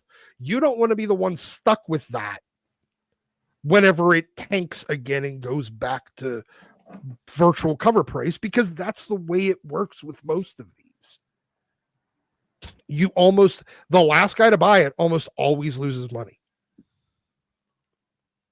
I don't know why Big Papa Pump is being referenced in the chat, but I approve. I don't either, but sure, I'm nothing finer than Scotty Steiner. Oh yeah. So That's stopped Ultraman. being an X-Men completionist because of Jim Lee 1 in 1000 remastered X-Men Gold #1, correct? The blue and the gold, because they did Okay. one for both. Yeah, but they were $1,000 on day one. Yeah, I'm on eBay right now. Guess how much I can spend on one of these? about 150, I can get one for $65. 65. All right. Yeah. Now, it's probably not a 9.8, No. but But- it's the fucking cover and it's $65 instead of $1,000. Yep. Now's your time, Doc. You can get back I know. in. I can go and fill in where I dropped off. Because look, I realized that it was a gimmick. I just decided, I started being very, very, very much more cautious with grabbing. The question became, not only is this a cool cover, does it have staying power that somebody's going to want 5 years from now? And being able to predict that with any degree of certainty takes a lot of understanding of market performance, and what's going to happen being able to predict the future is hard. So based on that X-Men Gold #1 lost 93.5% of its value. Yeah, about. I mean, and that's the thing with all these. If you're only getting, if there's a possibility of paying 2 times cover price to get the A cover in a blind bag, and because proportionally and percentage wise, there's going to be 80% of those books in there are going to be the A cover. So you're already looking at a large possibility that you're going to get burned every single time. That's not, look, if you're going to turn comics into gambling and basically into scratch off tickets, you got to give people hope that there's actually something there. Yeah. And there really isn't. You want to get the hot cover. You want to be the one that got the one that's selling for twice what you thought it was going to within the first week. But that's one of the covers. Yeah, one. Or you might get the treatment that Sully got, where when you open up out of the bag, you didn't even realize your foil was all dinged up and was Ding. already an 8.0 Big instead of ripple a on the 9.8. cover. I just man, I would never have bought this book if I knew how many it's worthless. I paid $10 for this, for a worthless comic book, because of the condition. Now that could have happened anywhere in distribution. But if you had seen that, you wouldn't have spent $10. Never. No. If you would have been able to buy that book whenever, I don't know about you guys' shops. Mine, when I walk in, a lot of the ratio variants they'll have behind the counter or up on the wall. They have the one section of vintage wall books that are high dollar vintage books, and they got the smaller section Always behind the counter. Yeah, so the guy can shoot you if you go for it. Yes, exactly. and that way, and they always have a higher price tag on them. And you kind of get a chance to see. You can expect that book, and if it's damaged, you could just pass on it. Or maybe the price is just, I don't really want to.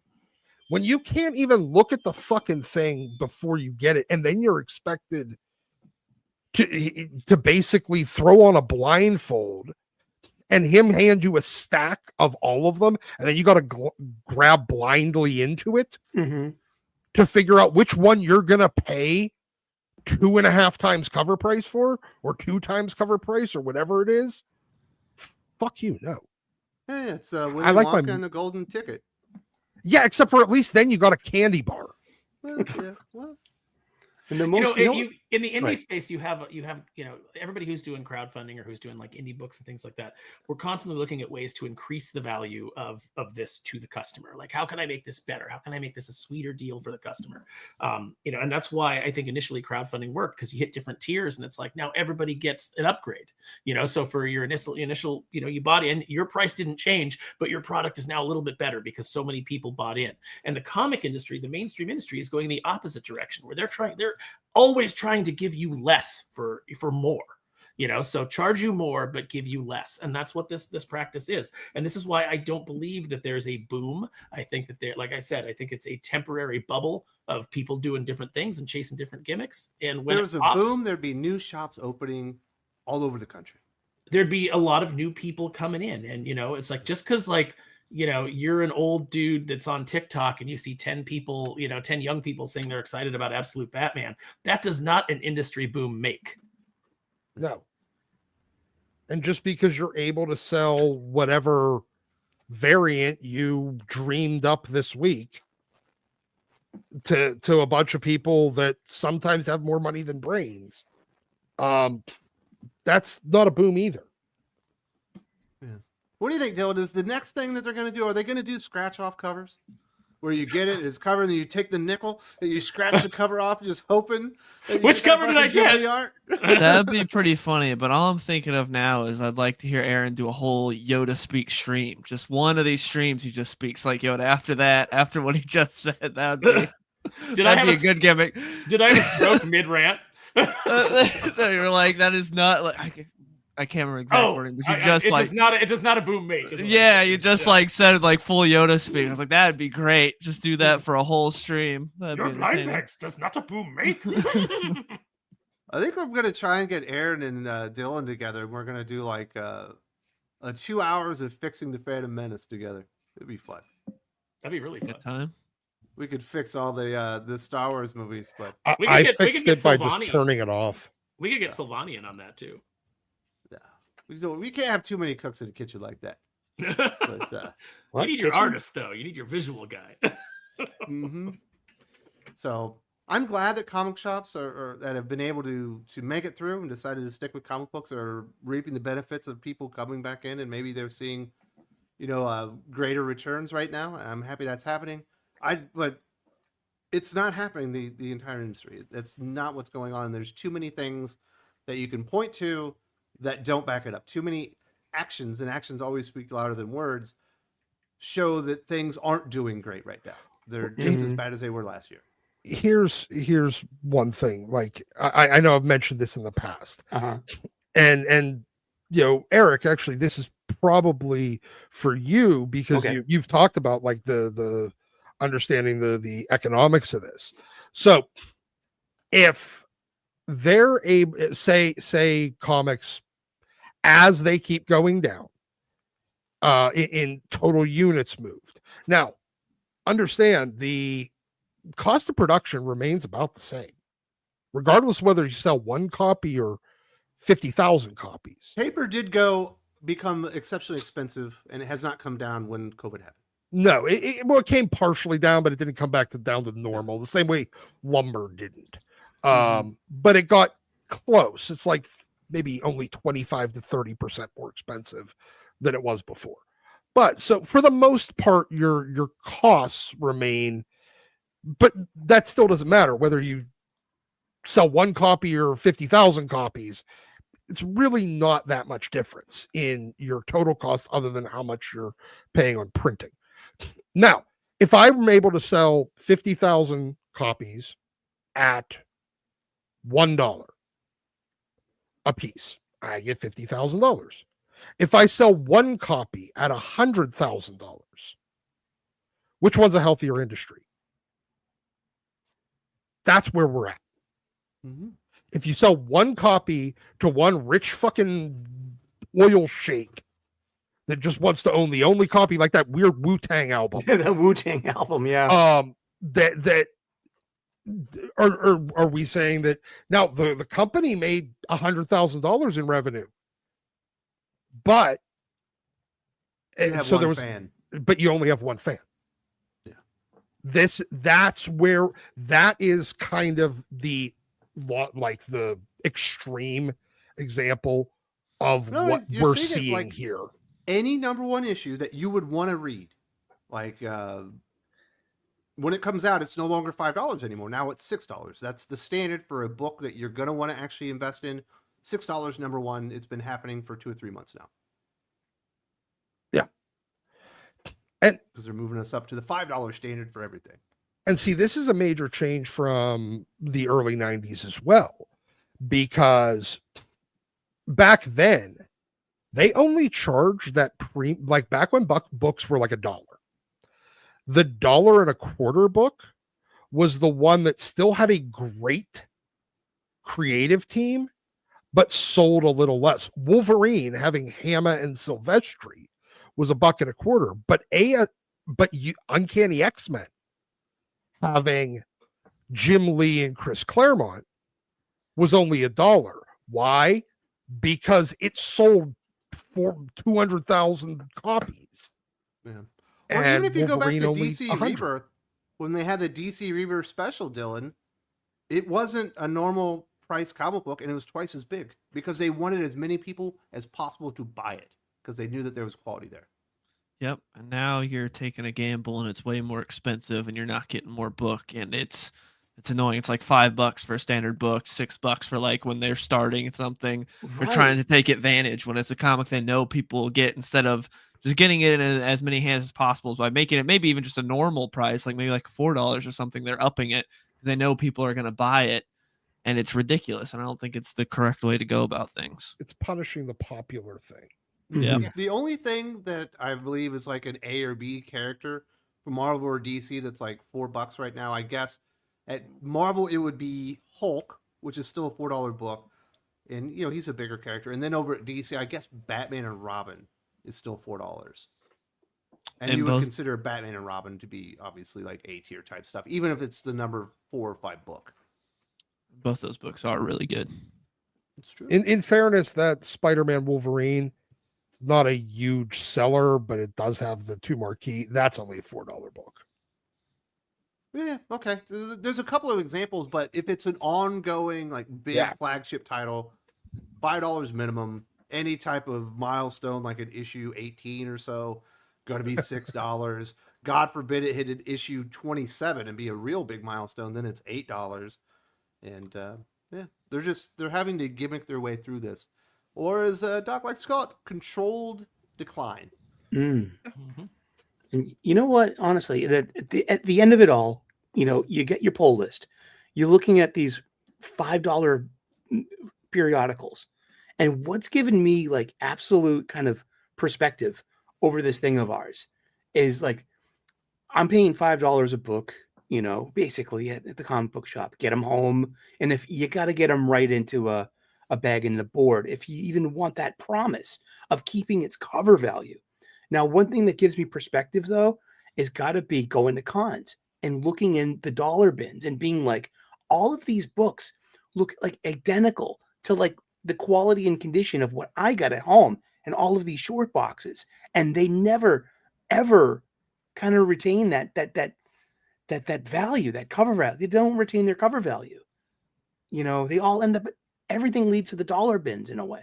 Unless it's a key comic, yeah. And, unless it's a key comic, exactly. And those are so few and far between. So, I mean, this just... So dollar-wise, you're actually better off not buying things directly from the rack. You're better off waiting till they hit the dollar bin and picking up then. And then if there is a key issue, you're better off paying a premium for that because you still saved money over the long run because you bought all these books at $1. Yes, that's unfortunately that is now. Unfortunately, I hate to break it to all of us nerds. That's kind of the way it's always been. Well, yeah. Yeah, but good stories create FOMO. I know. And with the lack of great story, you have to create your own FOMO, which is variant covers and gimmicks. And you were happy to have a run though. Costume on the Spider-Man, like it's orange this time. I'm happy to have my Amazing run, even though I know some of those books are in dollar bins. I'm happy to have all that. I'm happy to have the Uncanny run because I've got it and I have it has value to me. This is what we always used to say in the comic book store. Is someone would say like, "Well, what's this worth?" And I would tell people, well, that's not worth anything to me, but if you read and enjoy it, then I suppose that you can't really put a price on it, if it means something to you. And that's, yeah, I've got that's kind of a how it's always signed been. copy of Exo Man of War Volume 1 that I want to give to my son. You couldn't buy it from me. I also got one of those. You're going to give it to my other son? Nope. For the right price, maybe. What you offering, Wes? Dylan's like, I am willing to sell. Up and away for $15. I would be very happy. It's wild. Dylan's got the most expensive taste in trade paperbacks. Every time he recommends a story that I should go read, I go look into it, and the trade is $185. See, I got all these.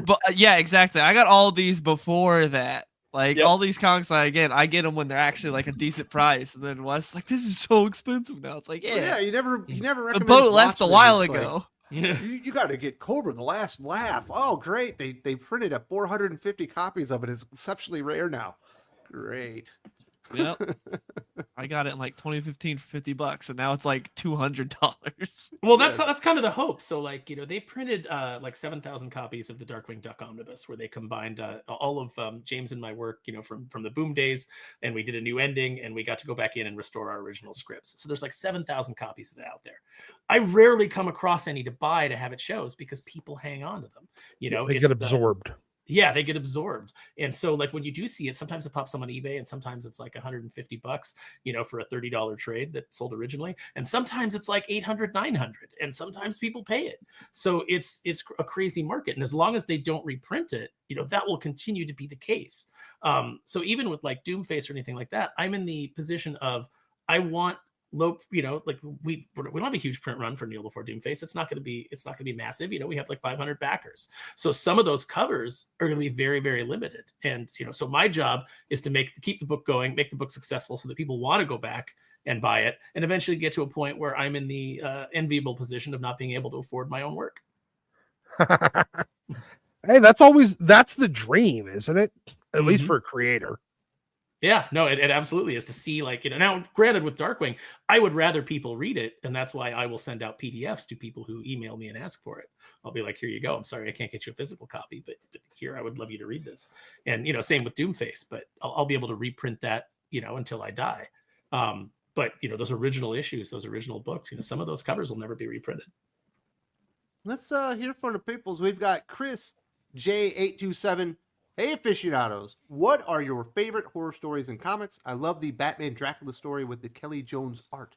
I'll go something a little bit more contemporary in, say, These Savage Shores with Rambi and Sumit Kumar. That's the book where I kind of fell in love with Rambi. Now, I don't love him quite as much these days because he does go a little bit long-winded in the storytelling, but that one is absolutely amazing, combining vampires and Indian monster lore.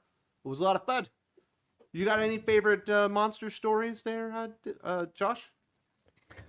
I will agree with you. These Savage Shores is great. That was probably my first introduction to Rambi. I love that book. I would say one of the books that I like is Gotham by Midnight. It came out during the New 52. And it's a Spectre type story, but it's got more of a horror slant to it. And you have Juan Ferreira on the art for the back half of that run, and it was He's really great. good. Yeah, so that I'll throw that one out there. Gotham by Moonlight. Midnight. Gotham by Midnight. Sully, what's your favorite scary thing to celebrate Halloween with? I love this one. This is the third copy in my collection. I've had it all my life.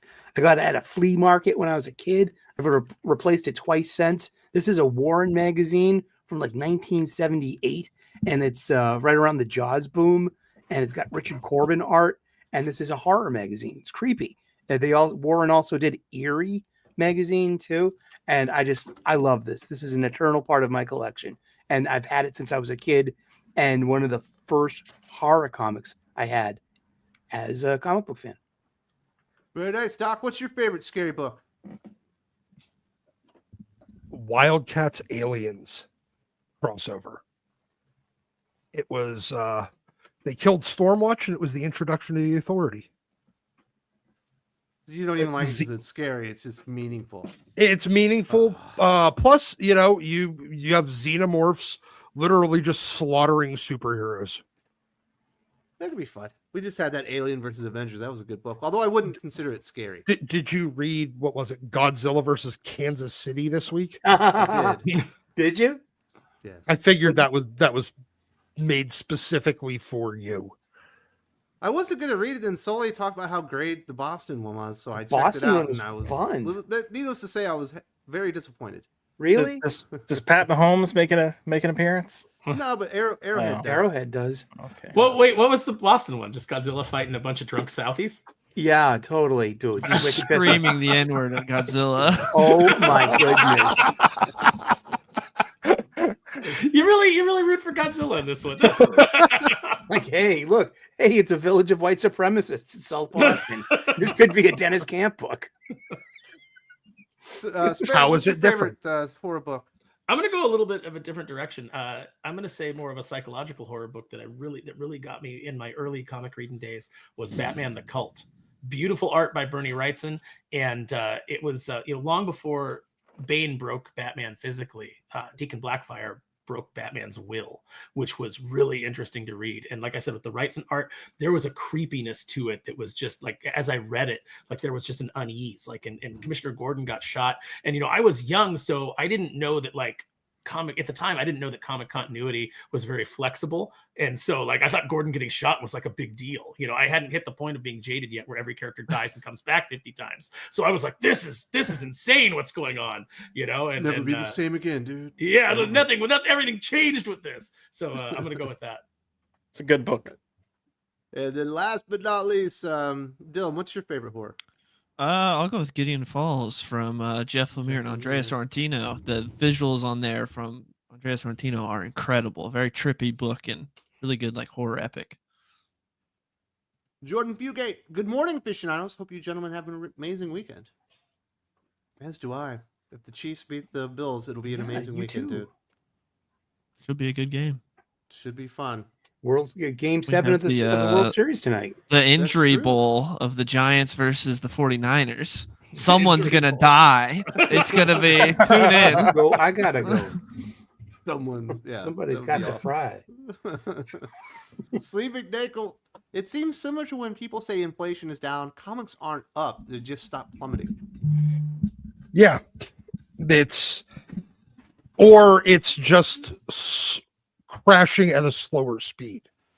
Yeah, that's the way it was described. Like Marvel's is down a little bit, but I don't know. The industry's always ever evolving, but no, to say that they're up, they might be up for select stores, but across the board, there's nothing that indicates that they are. But that's when you get into all these semantics and people can start making you believe that the sky is down. Yeah. By pulling out some statistics or something like that, if you're not prepared or you haven't read up on what's actually going on. And as I will always say, especially with math, I can make numbers say whatever I want them to. You can literally make 1 + 1 = 0. Yeah. And 0.999, I can mathematically prove that it equals 1. Yeah. So there's always ways to fudge things around. That's why you got to take a more holistic, big picture look at everything, because there's got way more indicators than just what ICB2 are reporting. Right. Yeah. Like, because I keep on saying, like, I'm not great with all of the financial stuff, but I do know that like 125 stores is a poor representation of the health of the industry. And where do you get these, where do you blew up all these numbers just out of that like little, subject, sphere, Yeah. Plus the fact that, Comic Hub isn't cheap. It costs a lot of money. The stores that are going to be able to even afford that are going to be a little bit more stable and maybe have better business models. There's a lot of stuff at play. Like, they don't give that POS away. It costs a lot of money to license it.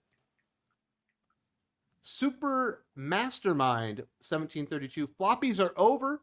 Toys R Us is back in Jersey. They sell graphic novels. Avengers was in there. Nothing Radical. Indy 2. I don't think that floppies are over, but they are in decline.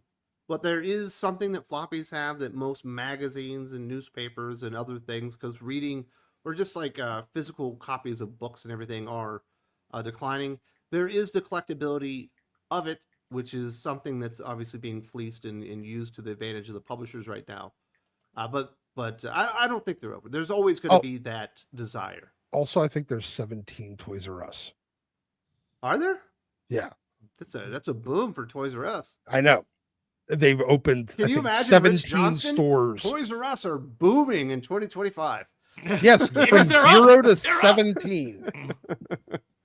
Oh man.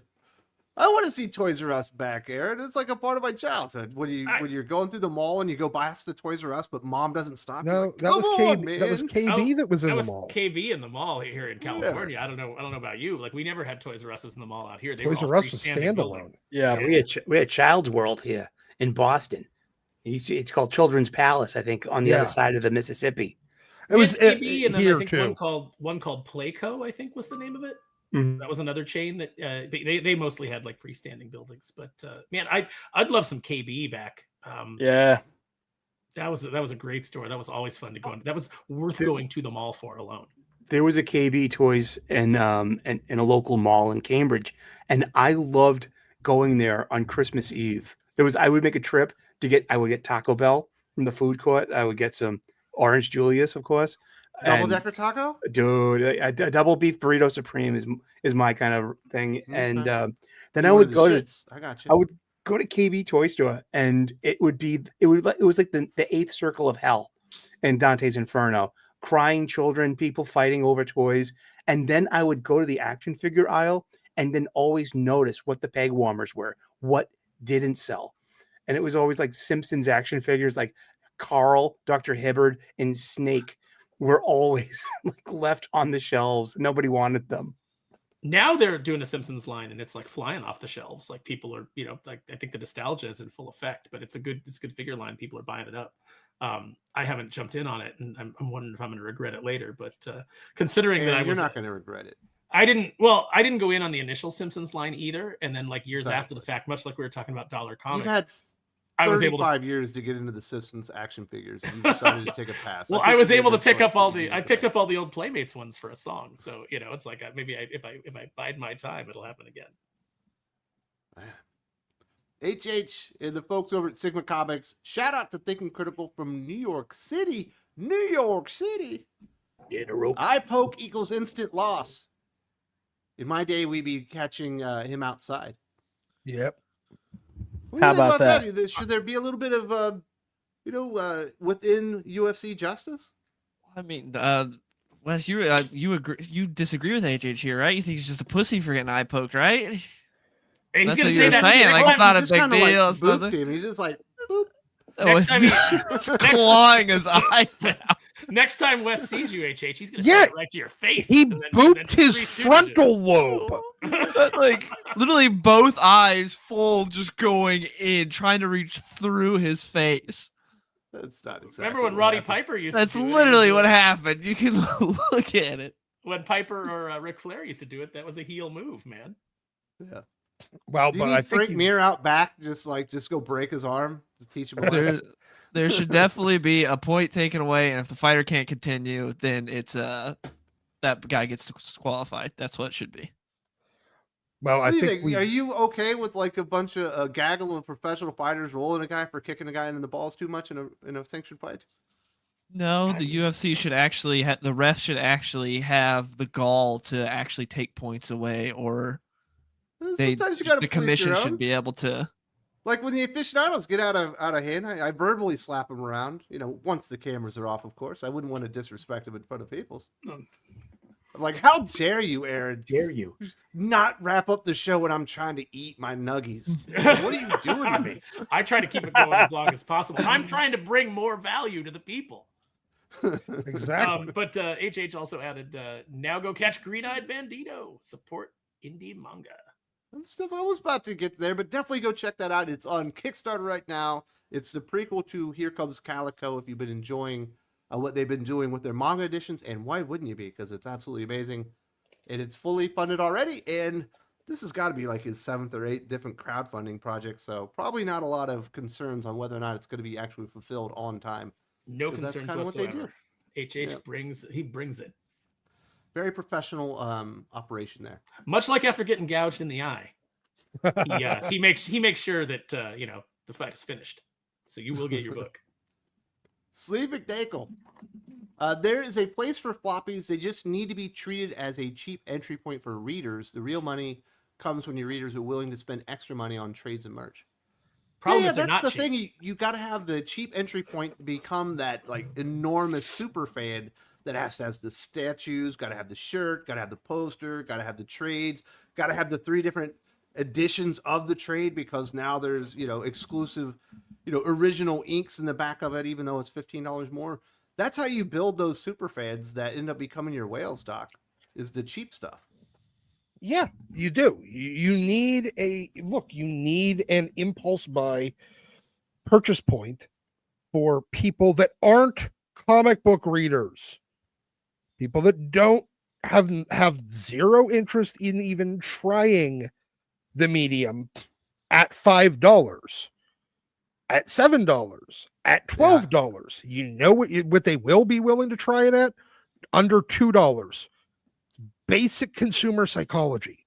Yep. And I think that's the problem, especially with Marvel, but certainly DC following along, is they don't treat floppies as a cheap entry point, the gateway drug, if you will, for comic books. They treat it as a high-end collectible now. Yeah. Yeah. Yep. I mean, I was reading, I didn't read much this week, but I did read 2000 AD this week. Once in a while, I like to crack it open. If you don't know, it's a British comic book. It's a weekly. And its cover price is £3.10 or something, and that's about $4. And it's a weekly, and it's anthology. So you get about slices, you get chapters of like 8 different stories in a weekly. And I'm like, could that be a key to the future health? The Shonen Jump magazine that we've been talking about? Kind of, yeah. I mean, and then like you'll get the collection, after that, when the story's done, like, but it was good to catch up with Judge Dredd. I mean, I hadn't read Judge Dredd in Doc ages. and I reviewed, what was it? It was Expatriate X-Men #1, and we had a bet about how you felt about that book. What did you think of Expatriate X-Men? I skipped it this week. I skipped a bunch of shit this week. I really did. I kind of had like an off week where I didn't read much.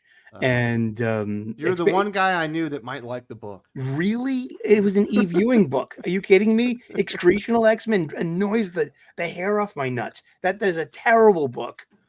It makes your short and curlies fall off like the top of my head. Now I got a matching set. Thank you, e-viewing. That reminds me, Aaron said something about his short and curlies this week on the I said nothing so about weird. short. You brought it up, and I was like, I don't like that. I don't like that at all. It's like By the way, Sully, the reason that you didn't pick up many comics this week is because you read Kneel Before Doomface, and once you've read Kneel Before Doomface, nothing else will do. Pales in comparison.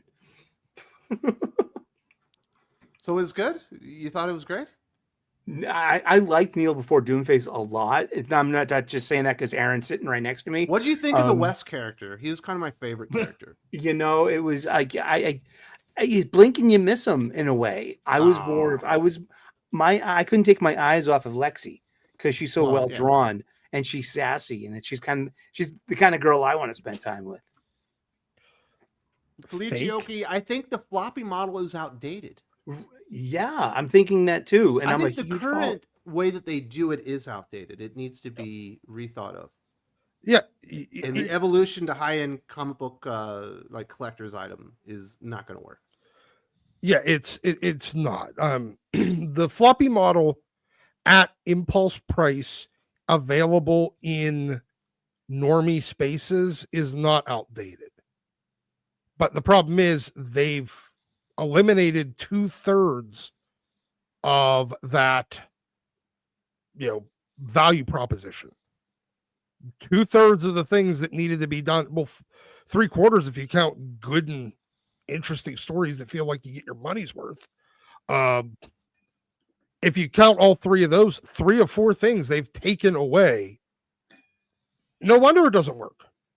3 of the 4 things that made it work as a model, they don't do anymore. And they need a good digital strategy, but I don't want to get Doc upset right now. They do. I mean, you have to look at this from an entertainment value too. If you're coming to comics for the entertainment of reading them, You have to look at it from the perspective of right now, buying 3 floppies within a month is essentially the same price as having a subscription to a streaming service and having endless content. Yeah. You know, I mean, Or when you going to look see a at your movie on the value there, IMAX. what was that? Or you could go see a movie in the IMAX. Or, well, honestly, you can get a what's AMC's subs list, $25 a month. You can see 3 movies a week. Yep. You know, I mean, like when you're Pretty looking good. at value of entertainment, comics, they're sucking right now. So Yeah. Luke Horlowitz art. I'm sorry if I butchered your name. I'm terrible with that. I'm making my own comic encrypted, selling prints in my store to pay for printing issue number 1. Pre-orders starting on Black Friday, and it will be bi-monthly. It'll be Nice. really cool. Congratulations, luck. dude. Good That's hunting. awesome. Luke, send me a message. Tell me more. Yeah. Definitely get in touch with Aaron. You can find him on the Instagram. You could also find him on the Twitter sphere, and get in touch with him. And we'd like to know what you're doing there, and that sounds really cool. Definitely go see if you can go find his website encrypted and see if you can help him out if you like what you're seeing there, dude. Yeah, I like his model is interesting, and I'd like to know more about the project. Garfield's Bizarre Adventure 5738. Love Have that the new name. Indiegogo changes been better or worse for creators? Indiegogo is no longer allowing multiple purchases counting as multiple backers. I think that's better for consumers. I don't think it's better for creators. Well, I mean, I don't think it's It's better for just a certain vanity creators. metric. The dollar Yeah. amount stays the same. Mhm. So you Yeah. can't say you had 10,000 people back your book if it was really 8,000, 2,000 of them came back or something. And now it's also eliminating the a lot of the things that Marvel and DC are doing with, it's the same thing. It's taking the veil off of it. Now whether or not that's, you can Aaron, always he's say, you can, talking to you in the chats. Oh, okay. you can always use, the comic industry could always use a good PR of being able to say, oh yeah, we sold 10,000, we had 10,000 backers. It does sound better than 8,000 backers. Whether it's true is kind of the thing Yeah, that it's like having a matters. YouTube channel with 100,000 subscribers and you get 900 views on your video. Yeah. You have the exact same channel as somebody that's got 2,000 subscribers and gets 900 views on their video. It's a vanity Exactly. metric at this point. It doesn't mean anything. Yeah, Whether but it it's- is better PR if they could say, hey, but that's exactly what this whole conversation today has been about. Mhm. With the comic industry's having a boom. They get to play with numbers and get good PR out of what's essentially a false. What are the other big changes for Indiegogo? Like you can't have multiple books outstanding or something like that as a creator. Yeah, you have to That'll definitely actually hurt some people. fulfill your campaigns before you launch a bunch of new ones. Yeah. I don't And know. What the I think they exact revamped number. their site, but I haven't used Indiegogo in so long. I haven't seen it.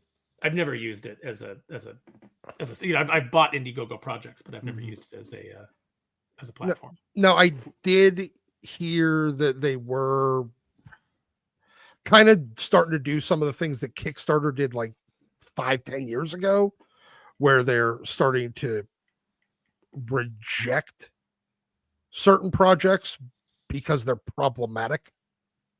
They're starting to go down that same rabbit hole. Didn't work out very well for Kickstarter, but fuck it.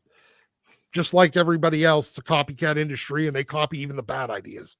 Well, I know Indiegogo was recently acquired, so there are definitely going to be new rules. So you do a lot of backing on crowdfunding. Do you notice any differences on the new new Indiegogo? I haven't ordered anything in the past couple of weeks, so I haven't seen any differences. And I order from Indiegogo, Kickstarter, Fund My Comic.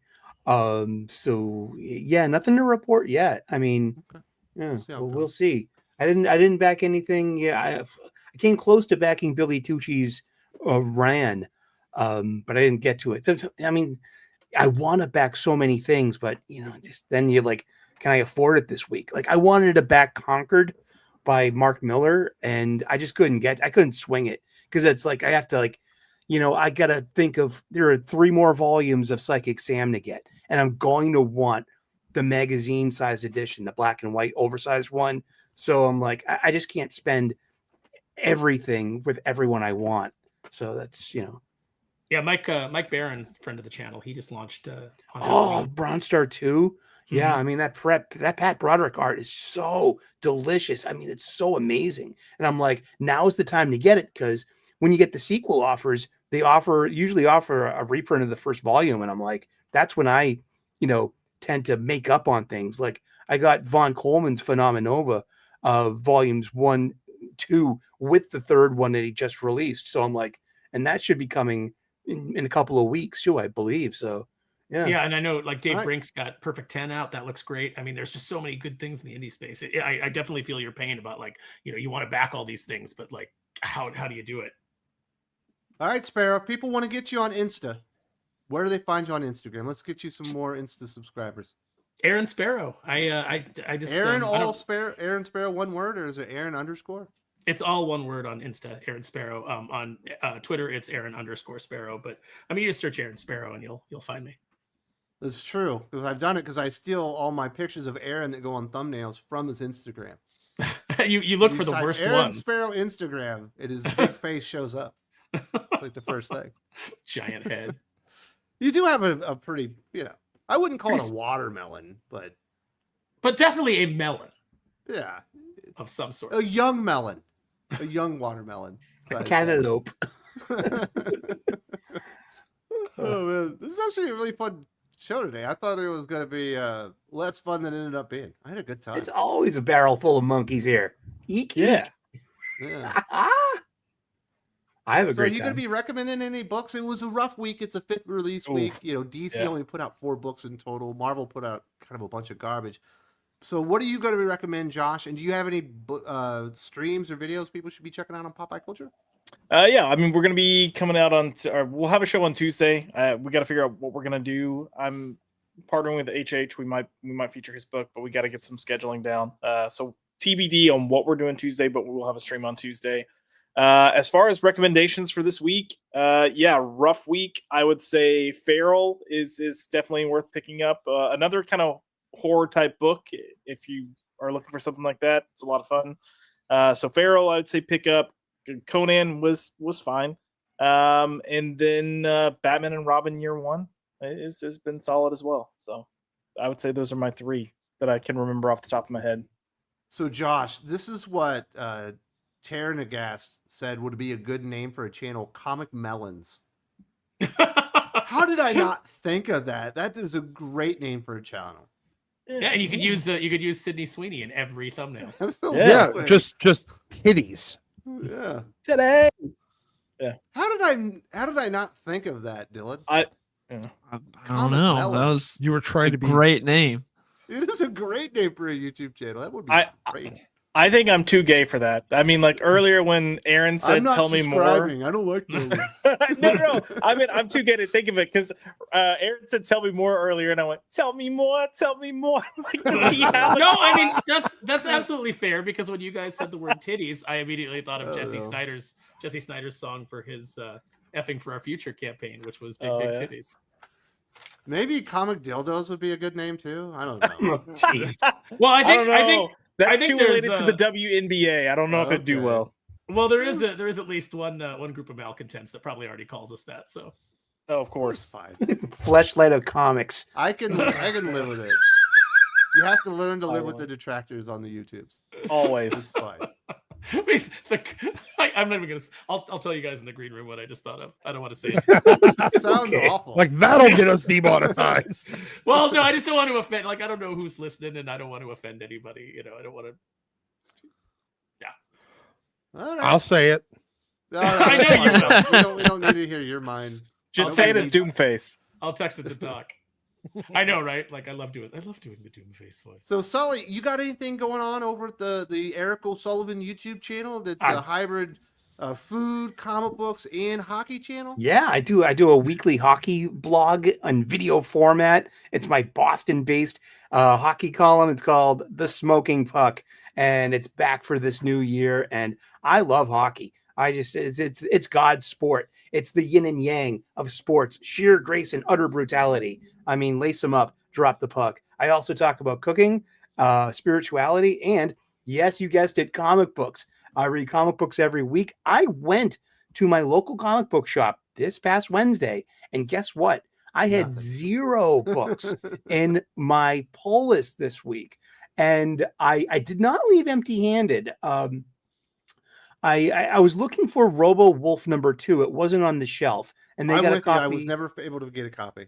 Yeah, and I was they got one working for me, so it'll show up in the next couple of weeks. I ended up reading it online, and it was really fun. Robo Wolf 2 of 3. It's fun. It's great art, great colors, and it's my kind of book. So like I said, I didn't leave empty-handed. I got a guilty pleasure that I've been waiting to get, I guess. $25 on Humanoids. It's a Milo Manara book, and it was in cellophane wrap. Now, if you don't know Milo Manara, he draws beautiful, racy women. Eric, I don't know what's happening here, but Daddy's got to eat. Okay, well, it was just like hear your life story right now. But also, I read Godzilla versus KC. It was, I agree with you, Wes. It wasn't that great. And I also read Imperial #4 of 4 by Jonathan Hickman, wrapping up his little event there. And it was full of action. It really was. And it's befuddling and confusing, just like a Hickman story usually ends up being to me. So at least it didn't fail to disappoint there. And that's about it. Yeah. So those would be my recommendations. Yeah, Aaron's going rogue and typing stuff with me on it. I forget that, it's like, and if I see something, I'm like, oh, and then I'm like, oh no, do it on your phone, so it's coming from you. Dylan, people want to know if you named your cat Rumi or not. No, this is Jimmy. It's been a long way before K-pop Demon Hunters was a thing. See, and just so we talking about triggering songs in our head, the fact that your cat's name is Jimmy, I was like, come home, wrestle with Jimmy. You got any videos that people need to know about on the Real Comic Book Gamer? Yeah, I did a video on Marvel, so that's out, and I'll maybe have another video out this weekend. So yeah, check that Captain out. Marvel?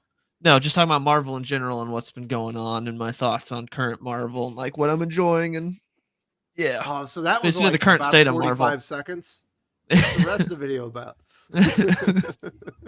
No, you like Ultimate Wolverine and you like Hulk right now. Yeah. And Hulk's been the Iron most Fist consistent. Yeah. Iron Fist. Basically, yeah, a lot of stuff that I'm liking is like stuff that's 2 issues in and is going to and is like limited. The only like ongoing is Incredible Hulk. That's basically it. Yeah. It's weird that there's like more enjoyable books in Energon than there is in like the entire Marvel pantheon, and Energon puts out 5 books a month. Yep. All All 5. Well, maybe that'll change with Josh Williamson going over and doing some I'm excited for that. Yeah, excited for Iron Man. So you recommended any books this week? It was rough. It was not a great week, but something that did come out this week is the All-Star Western omnibus that everyone should be checking out. That just came out.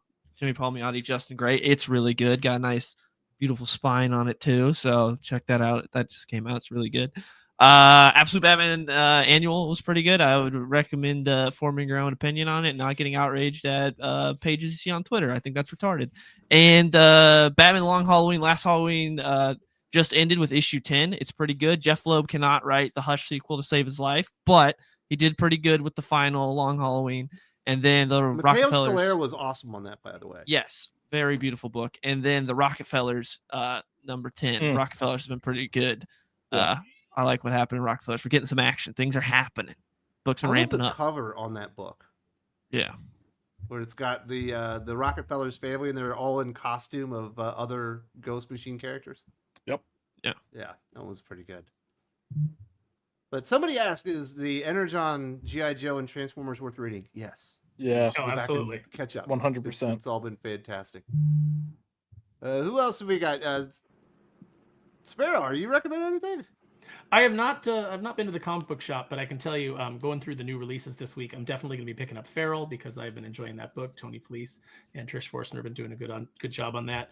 I was interested in picking up Cloak and Dagger #1 just because I like those characters, but then I saw that it was written by Justina Cloak or Ireland. Dagger. So, yeah, well, whatever.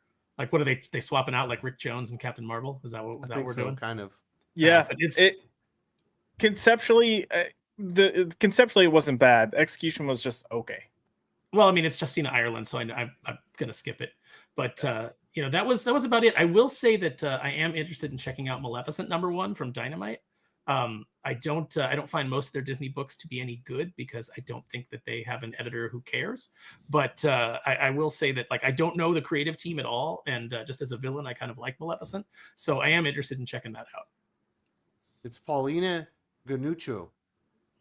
Yeah, and then Theo Stultz on art. Not familiar with either of them, but there's some good looking covers, and I like to give creatives that I don't know anything about a chance. So I think I might pick that one up.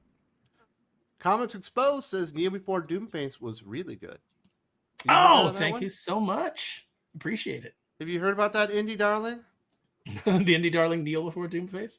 It's only gonna get better. It's only gonna get crazier. So. Very, very good. Doc, are you going to recommend anything this week?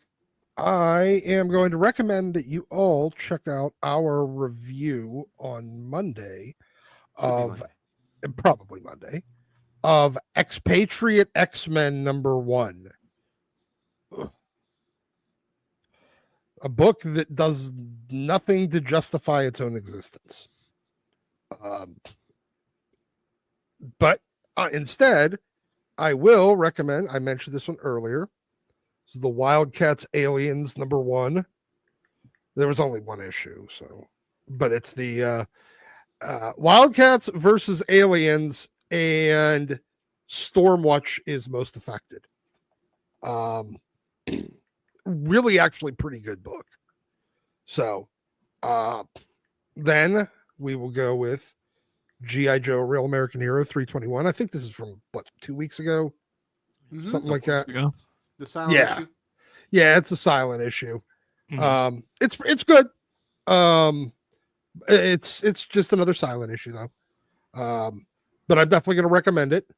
I'm also going to recommend G.I. Joe #12. So if you happen to come across Ollie's or Ross and find the shooter figure for like $9 because it's it's been on clearance for months now, she gets introduced into the Energon universe in this one. It's a really good book, still focusing on kind of the Night Force division of G.I. Joe with Flint and Lady J and Beachhead. And then we will go old school. My favorite X-Men cover ever. I know, right? So good. Uncanny 109. Technically, it's not uncanny yet, but 109. I think this is it's definitely the first appearance of Guardian, but I guess he's Weapon Alpha or Weapon Omega or whatever in this. And he changes his name more times than I change pants. And then starts the whole introduction of Alpha Flight and doing a little bit more exploration of Wolverine's history. And I got my John Byrne X-Men Artist Edition the other day because I found it. They were selling them brand new on eBay for like $65. So I'm like, yes, please, thank you. And that was delivered. So I picked that up, and as I was flipping through that, I'm like, I really need to go reread Byrne X-Men. So there you go. So those are my recommendations. X-Men 109. Well, I guess when you're done, you should go read Byrne's Superman. That's also fantastic. I do need to reread Byrne's Superman. Somebody was sitting there saying they read his entire Man of Steel, Action Comics, and everything. That's a good couple months to spend there, Dylan. Yeah, it's a good time. Byrne's Superman's pretty good. Dude, did you see the thing that somebody put out that Disney bought Star Wars like 14 years ago or something this week? No. They wanted to know what was the best thing Disney has done with Star Wars. I said it's. Oh, I hands down saw your Vader tweet. Down. Yeah, Rogue Vader One. Down's great. Yeah, Vader Down's amazing. I'd say probably, yeah, like as a whole, Kieran Gillen's run is probably the best thing. Oh yeah, on part Vader. Yeah. Do you think that's the best thing that they've done, whether it be books, movies, television, comic books? I'd probably say so. Yeah, that whole era with Kieran Gillen's Vader and Vader Down happening was awesome. That was Yeah. really cool. I can't think I of agree. anything that would really top it for Disney Star Wars. Because I know you love the Andor. Andor show. Yeah. Andor's great, but Still that might whole get to Vader Down, where Okay. he's in the valley. yeah, all I'm surrounded by is fear and dead men. Yeah, Yeah. Oh, that's so that cool. was so cool. What do you think, Josh? What's the best thing Disney's done with Star Wars so far? What can we look forward to? Couldn't It's a tell low you. bar. Low bar. I think I've watched one movie, and I unfortunately haven't read any of the comics. Or oh no, I was forced to watch Ahsoka for a stream. But That's That's your number yeah, I one? know. That's the, I. That I Probably by default. listen. I There's don't- some good comics sprinkled throughout you can find. Yes. Send me that. But- I mean, look, I will happily read those, but I had so little faith even But going as into far that. as shows and movies go, it's pretty much if Cassian Andor's in it, it's good, and that's it. There's nothing Yeah. else. Do you agree with that, Sparrow? Is it? Do you think it's Rogue One is the number one thing they did? Yeah. I mean, I think that's the biggest thing that they did that most people know. I prefer Vader Definitely the best Down. movie. You know, definitely the best movie that they did. Not perfect, but just a high watermark for it. I saw Force Awakens and I was like, I don't like this, but I understand why they just did like a rehash. I get it, and then I was hopeful that the next movie would be would kind of flesh things out, and obviously it didn't. Obviously it was but when I saw Rogue One and I got that Vader scene in the hallway, like I was already kind of just generally enjoying the story, but when I got that Vader scene, that was like the culmination of something I had wanted to see since I was a kid. And so it really kind of brought back that loving Star Wars feeling, and then they immediately lost it. All right, Sully. What do you think was the number one thing Disney's done with Star Wars? Last 20 minutes of Rogue One. The rest of the movie was a complete waste of time. What? The Yes. only thing about that movie that's stupid is the giant The interrogation with the squid thing. Yes, that part is terrible. That sucks about the movie. Yeah, that's the only part that is like egregiously bad. Like, Like I'm the in, X-Wing fucking like covert op where they're trying to bomb that fucking prison was dope. That was one of Oh, the man. coolest Or things the- they've ever done. Setting the tone from the beginning with Andor killing his inside guy. Oh, that was great. We realized that guy's not gonna be able to get out. It's like Empire can't get this info. Bang, that was great. Such a Yeah, good it way shows to you set the- the tone for that movie. Yeah, that showed you the dark side of like the There are no rebellion. heroes in this universe. That's how I Yeah. feel. That was so good. In war, you got to do bad things sometimes, even when you're the good guy. Yeah, that was fun. Hopefully everyone has a great weekend. Should be a better football weekend. And hopefully everyone was safe on Halloween. And we will wrap it up right there, I guess. I think we're done.